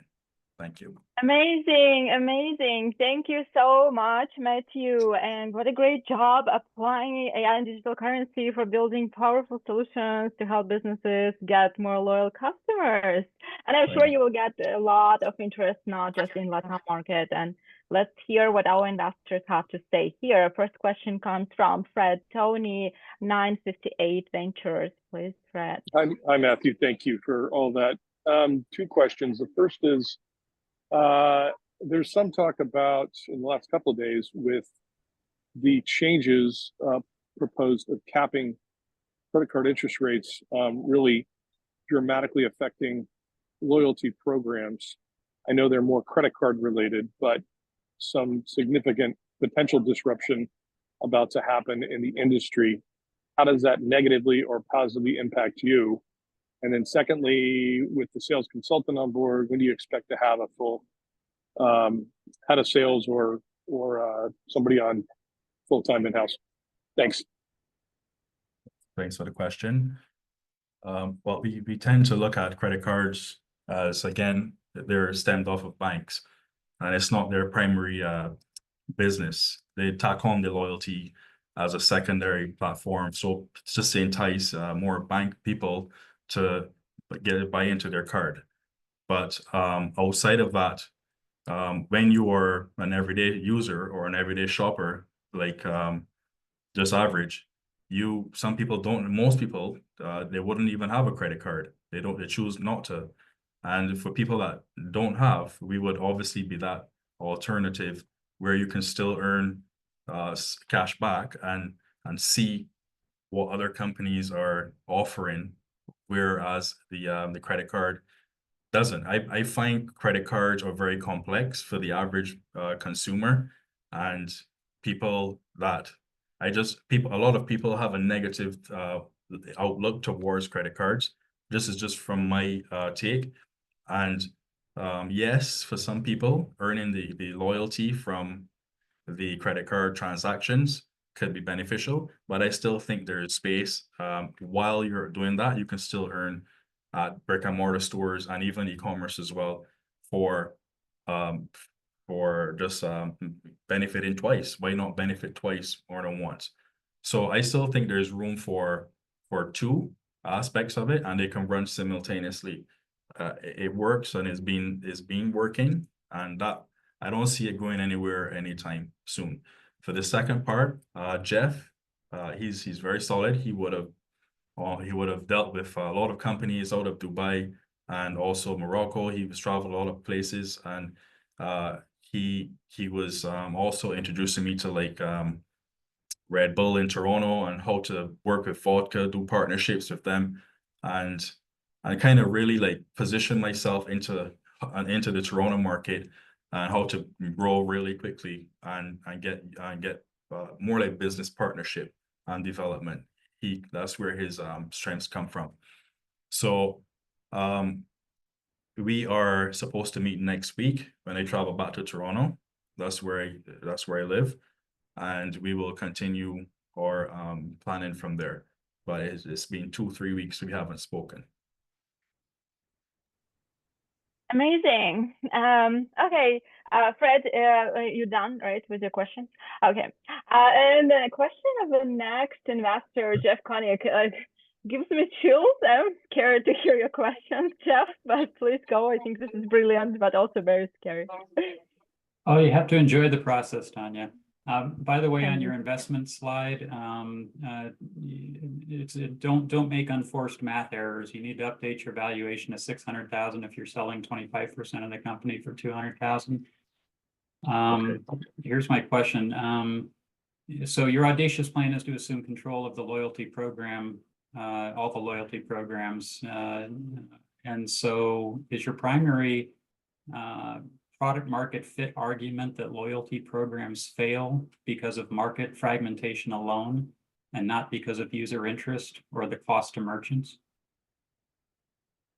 Well, again, from being in the loyalty space for over 8 to 9 years, I did see some fell through, but the reason for that was because they were focusing only on loyalty. But when you can introduce, which we are doing, the digital payment aspect of the loyalty, then it changes the entire dynamic of what it can morph into.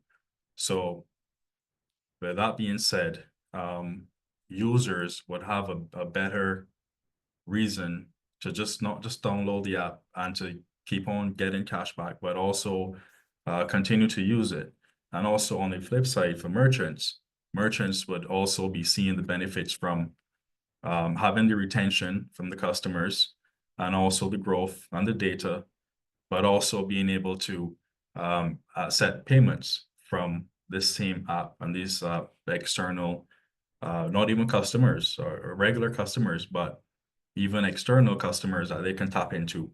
So the platform has to have sufficient incentive for both ends in order for it to morph into something that is more than just giving loyalty to a business or giving loyalty to a consumer. So that's where I come in, because I would have done that when I was around 23, 24. I just had a loyalty program, and it grew really big at that time, but it needs more in a time like this where more technologies are emerging and stuff like that. So yes, it has to have more than just a cashback incentive, and that's what MyLoyaltyWallet presents. Amazing. I don't know if we have this investor here in the panel, but I remember we had an investor who was previously interested in talking to this company, and that was David Gluck from GPT Ventures. David, are you here? I'm not sure if David is here. Yeah, I'm here. David, do you have any feedback for Matthew? Since I know you guys were trying to connect earlier. No, it was a good presentation. It was interesting to learn about the QR code. The only thing I'm worried about is that the QR code might slow down transactions, that not only do they do the QR code, but someone has to type in a specific PIN. I mean, is there no way to automate that process, that once they type in, they put in the QR code or they do the transaction, that it automatically goes to their app? It just seems like you're adding extra steps to the process on the POS, which is what we're worried about. All right, so thanks for that question, David. When I was completing the app, it was very, again, it had a lot of steps. You had to launch the app, find a partner, scan, earn points, and then scan the QR code. That was a lot of steps. So I reduced all of that by you just opening the camera, scanning the QR code at the point of sale, and it goes directly, the system, the software, it finds the partner, it launches the app, finds the partner, and it opens to the cashier PIN. The cashier PIN, we cannot do that automatically because the cashier, obviously for fraudulent transactions and security, the cashier has to manually enter their PIN, just like a point of sale. When you're logging into as a cashier, you have to put in your PIN before any transaction. Touch, Bistro, Square, all of them do it. So you have to enter your PIN as a cashier to capture that. Makes sense, and we understand there's always that trade-off between ease and security. Thank you. Yeah. Amazing. Okay, Matthew, thank you so much. By the way, great job, everybody on. Yeah, I have a question if you can indulge me. Yeah, Jen, yes, please, yeah, go ahead. Thank you very much. Kind of a two-part question. The first part is, you said you had 85,000 customers. Was any revenue derived from those? This was the previous loyalty platform that I ran. That was successful, but COVID came, and then everything just stemmed from there, and it went downhill. Okay, So understandable. Second part of the question is, you've had pretty good uptake in St. Lucia and in Barbados. Is the plan to stay in the region and go, to the Bahamas, to the Virgin Islands, and to really get a stronghold in the Caribbean region, or is it otherwise? Because I think if I was you, I would get a stronghold in the region, build up as many users as you can there, and that positions you, I think, better to move to other places, and also gives you a dominant position in a single market. So it's kind of a question and a suggestion at the same time. No, Gene, you hit the nail on the head right there. That's why we are based. Our office right now is in Barbados as the head office, and we have Toronto, so it kind of like pivots in the middle. But all of the competitors that I showed you are from the Caribbean, and they're not doing half the things that MyLoyalWallet is doing. I'm also known in Barbados, well, in the Lesser Antilles, the other islands, as a loyalty person. I have a broad network already from my previous company, and the market is quite ripe, and it's very, very simple to penetrate. When you're talking about Bahamas, I was in Bahamas recently, Trinidad, Jamaica, the bigger countries. Sure, and you can build it around events too. Like in the Bahamas, they have the Junkanoo event, right? That's huge around Christmas time. Yeah.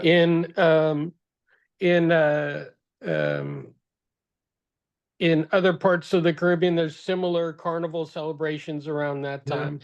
There's soca music festivals. There's all kinds of stuff where you can do that, because I can totally see the validity of this for the audience that you're talking about, and segueing this audience from loyalty into payment system, right, is a nice idea, and it works perfectly with that audience, right?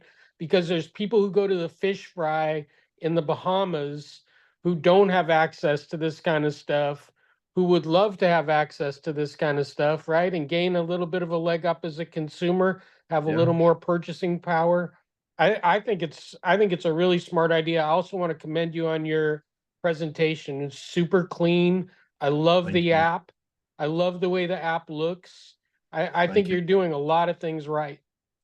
Thank you very much, Gene. I appreciate that 100%. Thank you. Amazing, Matthew, you got yourself a fan. So please do follow up after this. I will be sharing everybody's contacts. Great job, everybody, so far on your presentations. I am really proud. You're making me really proud. And everybody can see now we have not just the most talented, but also the most experienced founders, future unicorns, and great job, investors, on keeping that chat going and providing your comments and feedback to companies. So definitely adds value to this event. Thank you so much, Matthew. Congratulations. And we have our final presenter for today. And I'm really excited to present you SIS 42, Francis Dion, Agentic and Copilot AI, helping you collaborate, align, decide, and plan. Welcome, Francis. The floor is yours.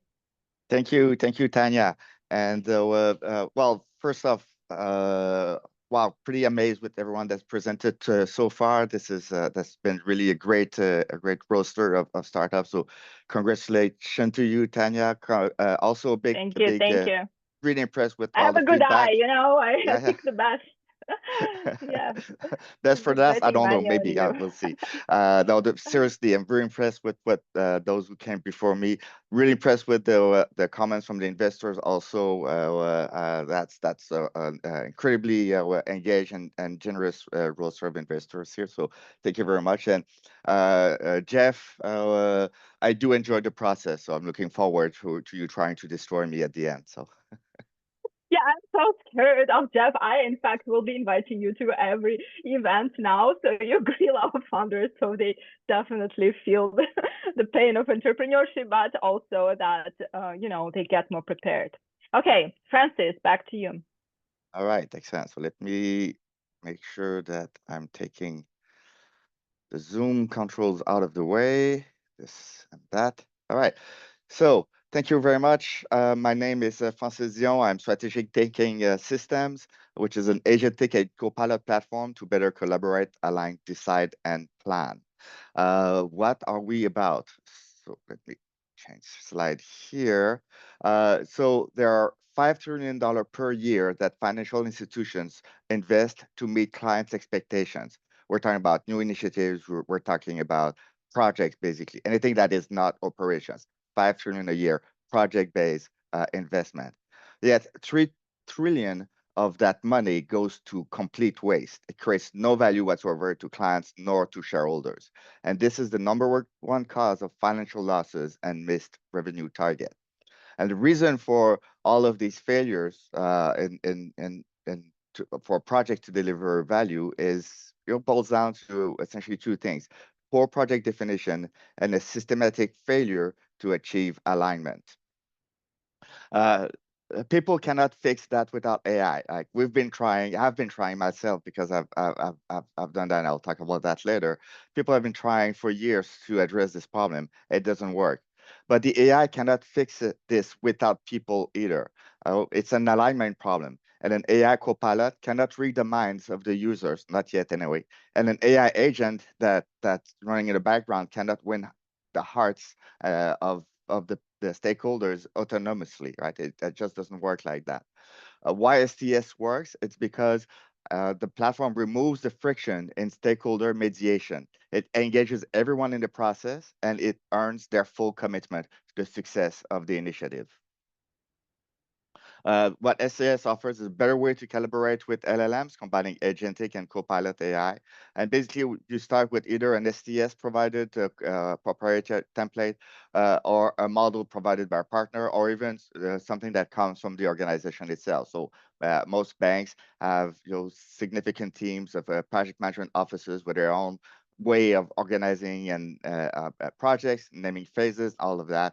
And so STS allows them to ingest that and start every project with the right framework. We leverage customized AI agents live with the team. It's a collaboration platform. And then we allow the people to interact with that. I'll show that in a second.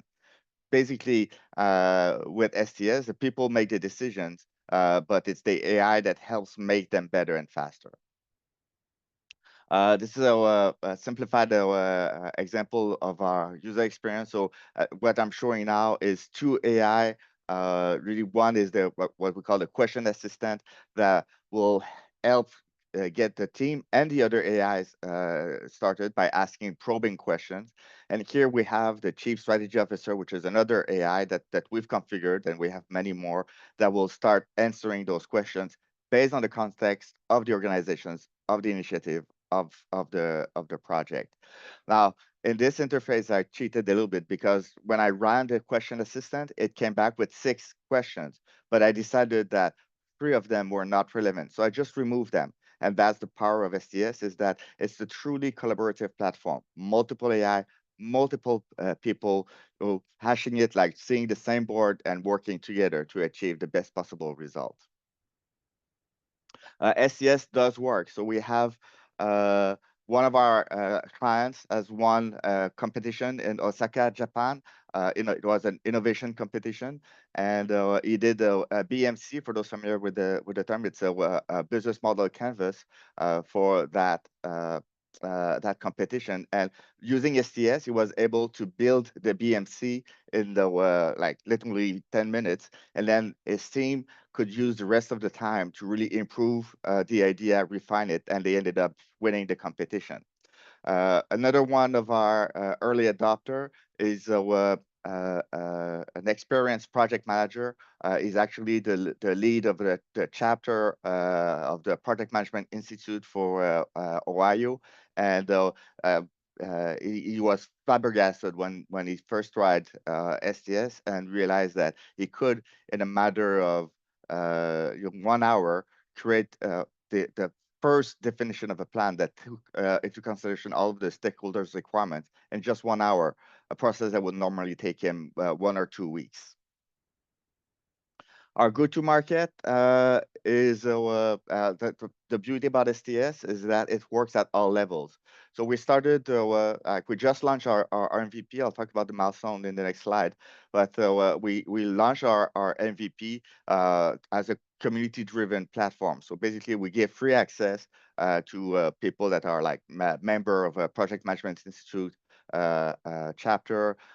We are very active and present and extraordinarily supported by Peter Diamandis, Exponential Organization. There's he wrote a book, Exponential Organizations, and there's an entire network of strategy consultants that have been created around this book and the ideas behind that book. And that committee, those committees have been extremely supportive of what we do. And then a number of the people that we reach through this reach out, we call them the professionals. They would basically pay a very inexpensive license. It's just the same price as ChatGPT. It's $20 a month, and then a bit of a rebate if you take it for an annual. And then we have already paying customers in that tier. And then we go to teams, well, let's say a small business or a team within a larger organization, and we would start at maybe 10,000 subscription annually. And then we go to enterprise when it could start at 100,000, but it could go like for a large bank, it could easily be justified for that bank to pay 1 or 2 million or more a year for the value that we provide. Total addressable market is $13 trillion. That's trillion with a T of wasted investment, project-based investment.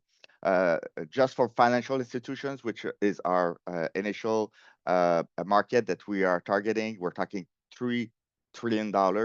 Our software has already been proven to be viral.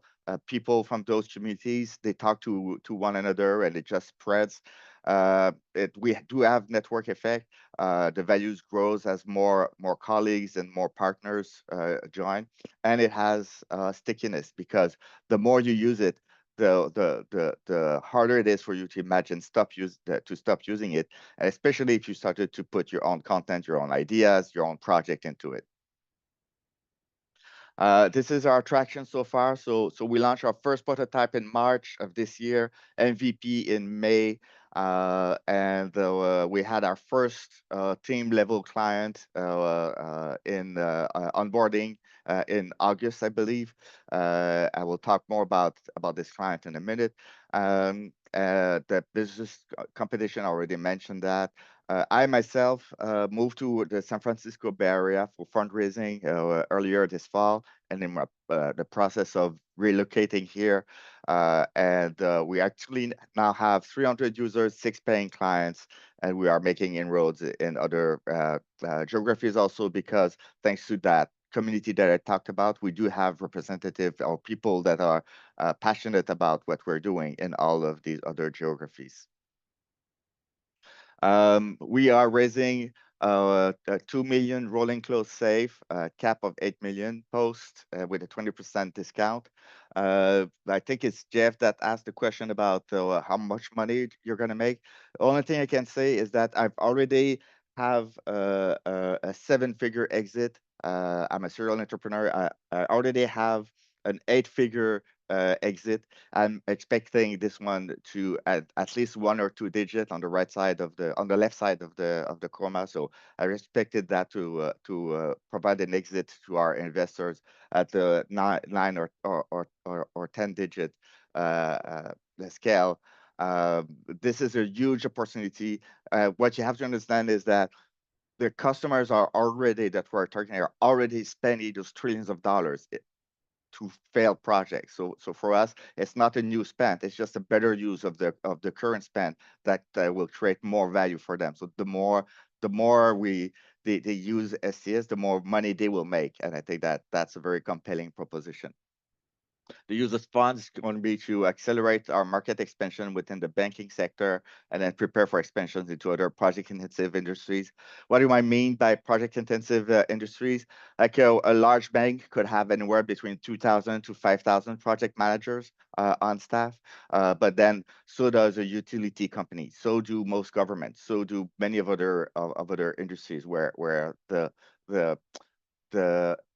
way to gain more market share, the way to protect and increase your margins is by doing something different, is by doing something new, is by essentially doing projects.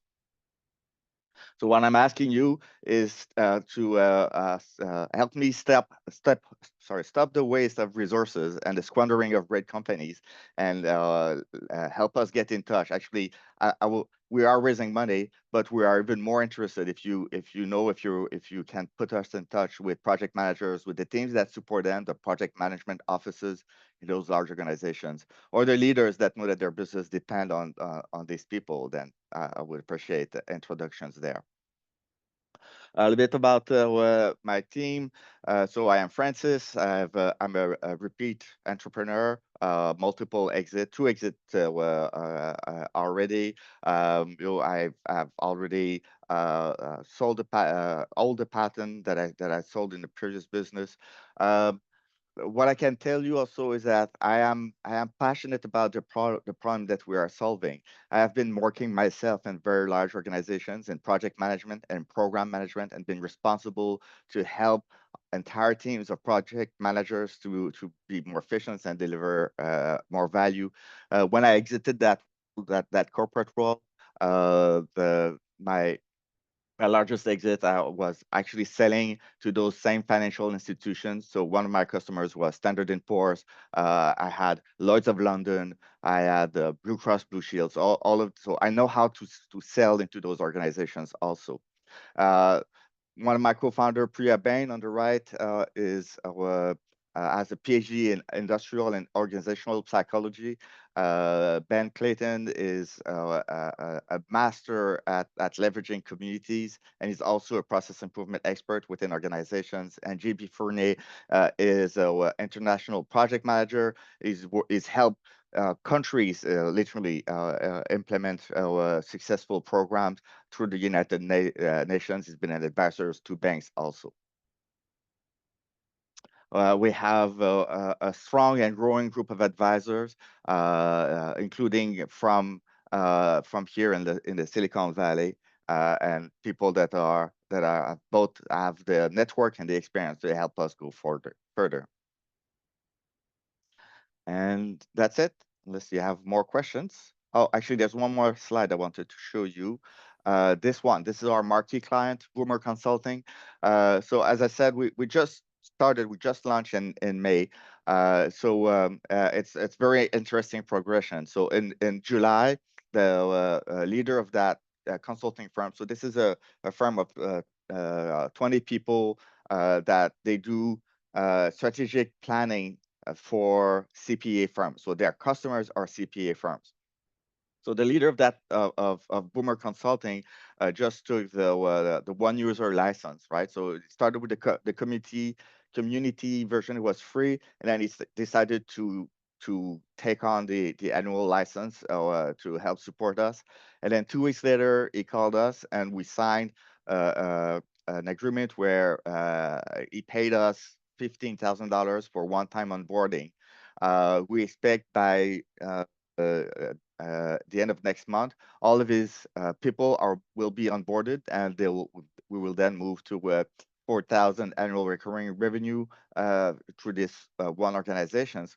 But next year, what he wants is all of his clients to get licenses of STS, and that will bring us to 28,000 annual recurring revenue from that just one customer. And then we have line of sight when his clients start introducing STS to their clients, because let's face it, every one of the CPA's clients also have a need to make better decisions, better plans, to better align their stakeholders. Then we have, again, line of sight to $200,000 in 2026, all stemming from that one license that started at 200 per year. Any question? Amazing. Thank you, Francis. Great job on presenting strategic thinking systems. It's really hard to imagine our future or any operations without AI these days. And your company is definitely strongly positioned to become a leader. And although the landscape is so competitive, but I'm sure many investors will be interested to talk to you afterwards. Now, I'm partially relieved that Jeff Koenig from Desert Angels left earlier, but definitely I will be asking for his feedback on your presentation and share the recording and your deck. But we still have here in the room Fred Tony, we have Kay Grunwald, we have David Gluck, I believe we have Sylvan Rajan, we have John Rachiopi, and we have Dmitry Duborayev. Anyways, who wants to ask a question first? I would like to. Okay, Jane, please. Couple questions, actually. When do you need to create new code for each client? And if you do, are you using something like Claude AI in the background? So no, we're not. So I think this is potentially two questions. So no, we don't. We never do. As I'm a repeat entrepreneur, I don't do custom. I don't do services. What I do is I create product that all of my customers can use. So what we will do sometimes is, if a customer wants a feature and we believe that feature might serve other clients, we will ask that first customer to help finance that and pay for it. But then it's never custom. Everyone is going to be using the same platform. On the second questions, we are LLM agnostic, so we can connect to ChatGPT, we can connect to Gemini, to Claude, but we can also deploy the STS entire package in a sandbox within an organization, so they can confidently, including the large language model, including the AI. Someone that has built their own AI, their own GPT, we can actually connect STS to that also. Great. And you mentioned that you're an inventor. Is there any unique IP that goes along with this? There is. It's always a challenge in software, because as soon as you, like, the best way to refine an idea in software is to put it in the hands of customers, and as soon as you do that, you can't file for a patent anymore. So I hold 149 patents as an inventor, so I'm really familiar with patent law. Yeah.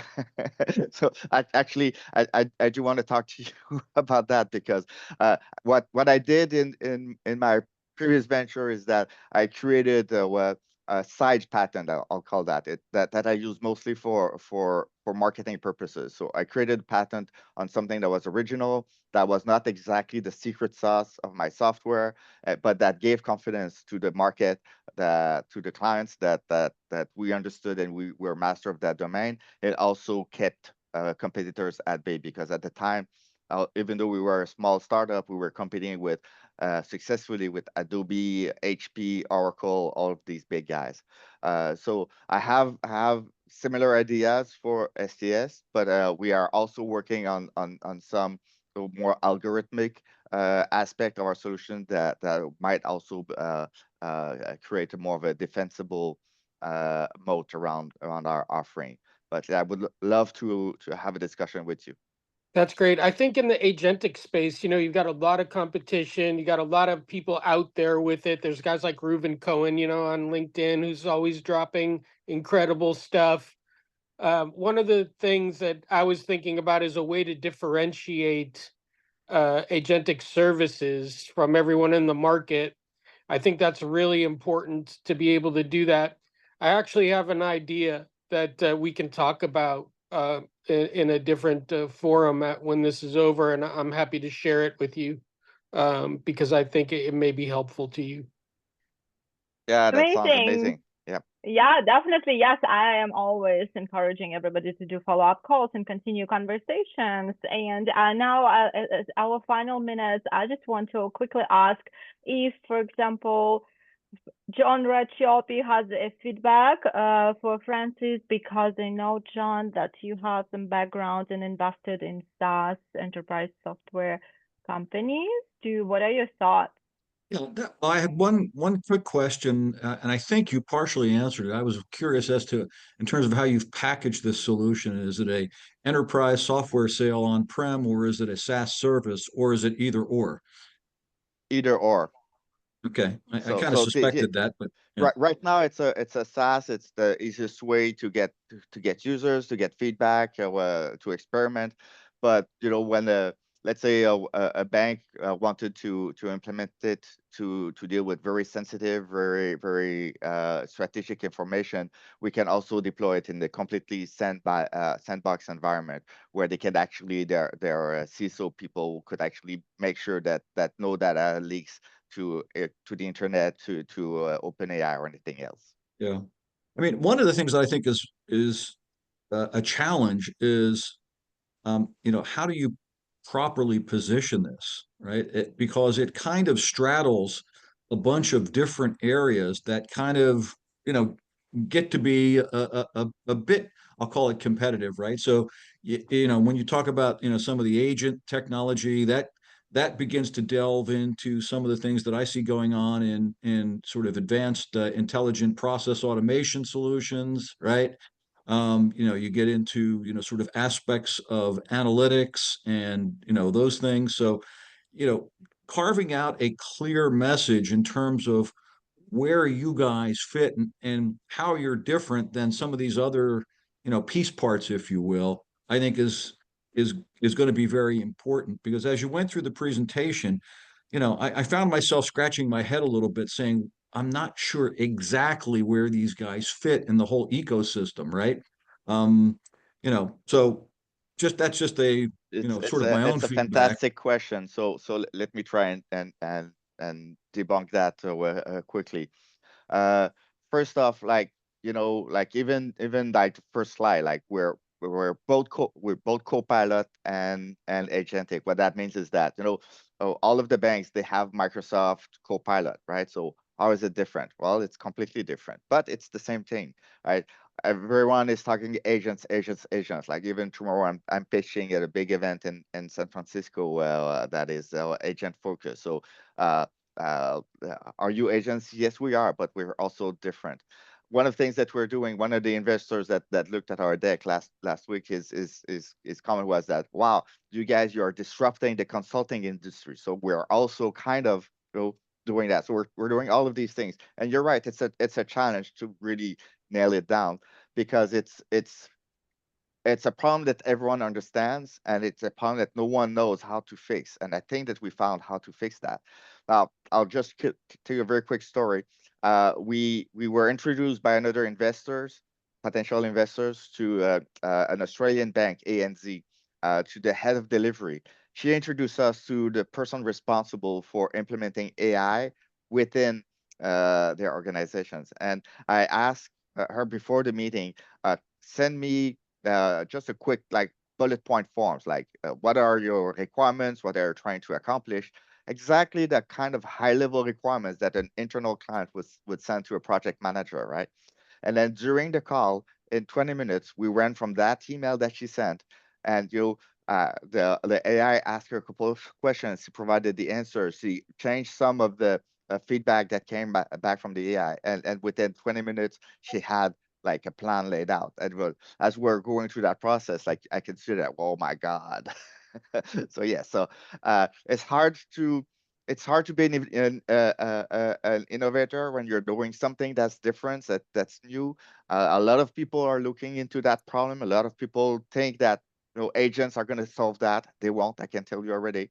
But yeah, it's also exciting to be in that space. And as I mentioned, I'm accustomed to fighting giants and giving them a run for their money. So, well, I could say that you've bit off a fairly sizable problem space here, because the area, people think of AI and there's so many misconceptions. I mean, AI has almost become a useless term it's become so bastardized, right? Because Yeah. now everybody says AI, ML as if the two are the same, right? Which is ridiculous, but that's a whole separate discussion. And the area of, however, specifically the area of planning and the use of AI in planning is a fairly complicated, fairly unsolved area right now. So if you guys can crack that nut, you know, you're into a space that nobody, at least to my knowledge, has really cracked very well so far. Yeah, and that's a challenge, right? Nobody has cracked it, but everybody understands the value and the importance of it. So it's kind of like we think we're in a very good position here. Okay. Exciting things happening. Speaking of AI agents, I just saw people kept adding those AI agents to our Zoom room, and I just kept removing them. And I just want to tell everybody, do not bring your AI agents to this meeting, because I just don't trust AI, and like I don't know what they're going to be doing with our notes. But guys, like let's keep it like private, okay? So Fred or Dimitri, any final thoughts, words, conclusions, anything? Or No, you no, guys I had some Fred, questions, Tony, but we don't. extremely valuable feedback. John, by the way, thank you so much. It was really valuable what you shared. Fred, please. Fred, you had a question? No, we can take it offline if you want, but my question is around scalability and, you know, how quickly can you get this business to, say, 10 million in revenue?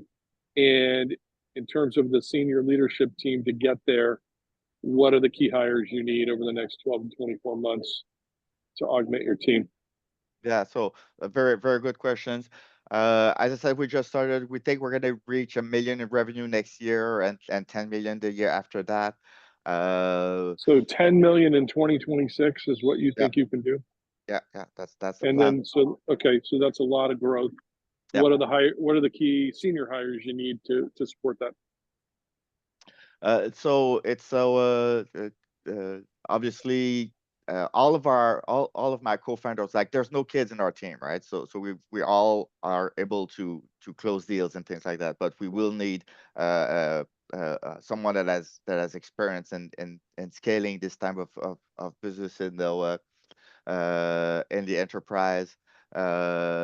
There's also I believe there's going to be a very strong play for STS to work with partners. If you think about like there are probably hundreds of companies that help those enterprise clients manage projects once they have been planned. Like once you decided what you want to do, whether it's Asana or projects or Jira or whatnot. So all of these guys might become partners. So probably a head of channel will probably be something that will have a huge impact in our ability to grow quickly. Okay. Amazing, great energy, Francis, at the very end, but you keep it up. So happy Hey, I mean, for all it's these again, things you're doing. congratulations for all the investors that stayed up that late into the call. Yes, and I not am falling so asleep. impressed. You guys So. kept there like additional hour. Like I should really learn how to interrupt better. So great expertise, great vision. Congratulations to everybody. My final words. That's it for today, folks. Thank you all for joining us and sharing about your inspiring ventures. Thanksgiving wishes to all, your fruitful fundraising season, getting those offers from the investors. I hope this event will help spread the word about your companies across our global investors community. We have the best investors, as you've seen, the most insightful. Thank you all very much to our investors for coming today to support, to judge, and to criticize, to crash test our founders. And I'm sure that you will be discussing these startups at your Thanksgiving dinners this year. I will be sharing everyone's contacts and pitch decks with everyone and sending you follow-up emails tomorrow. And thank you all again for being with us today. It was Tanya Mitchell and our special Thanksgiving Startup Investor Pitch Lunch. See you next time. Thank you, Tatiana. Thank you, everyone. Thank you all. Thank Take you care. all. And goodbye. Thank you. Bye.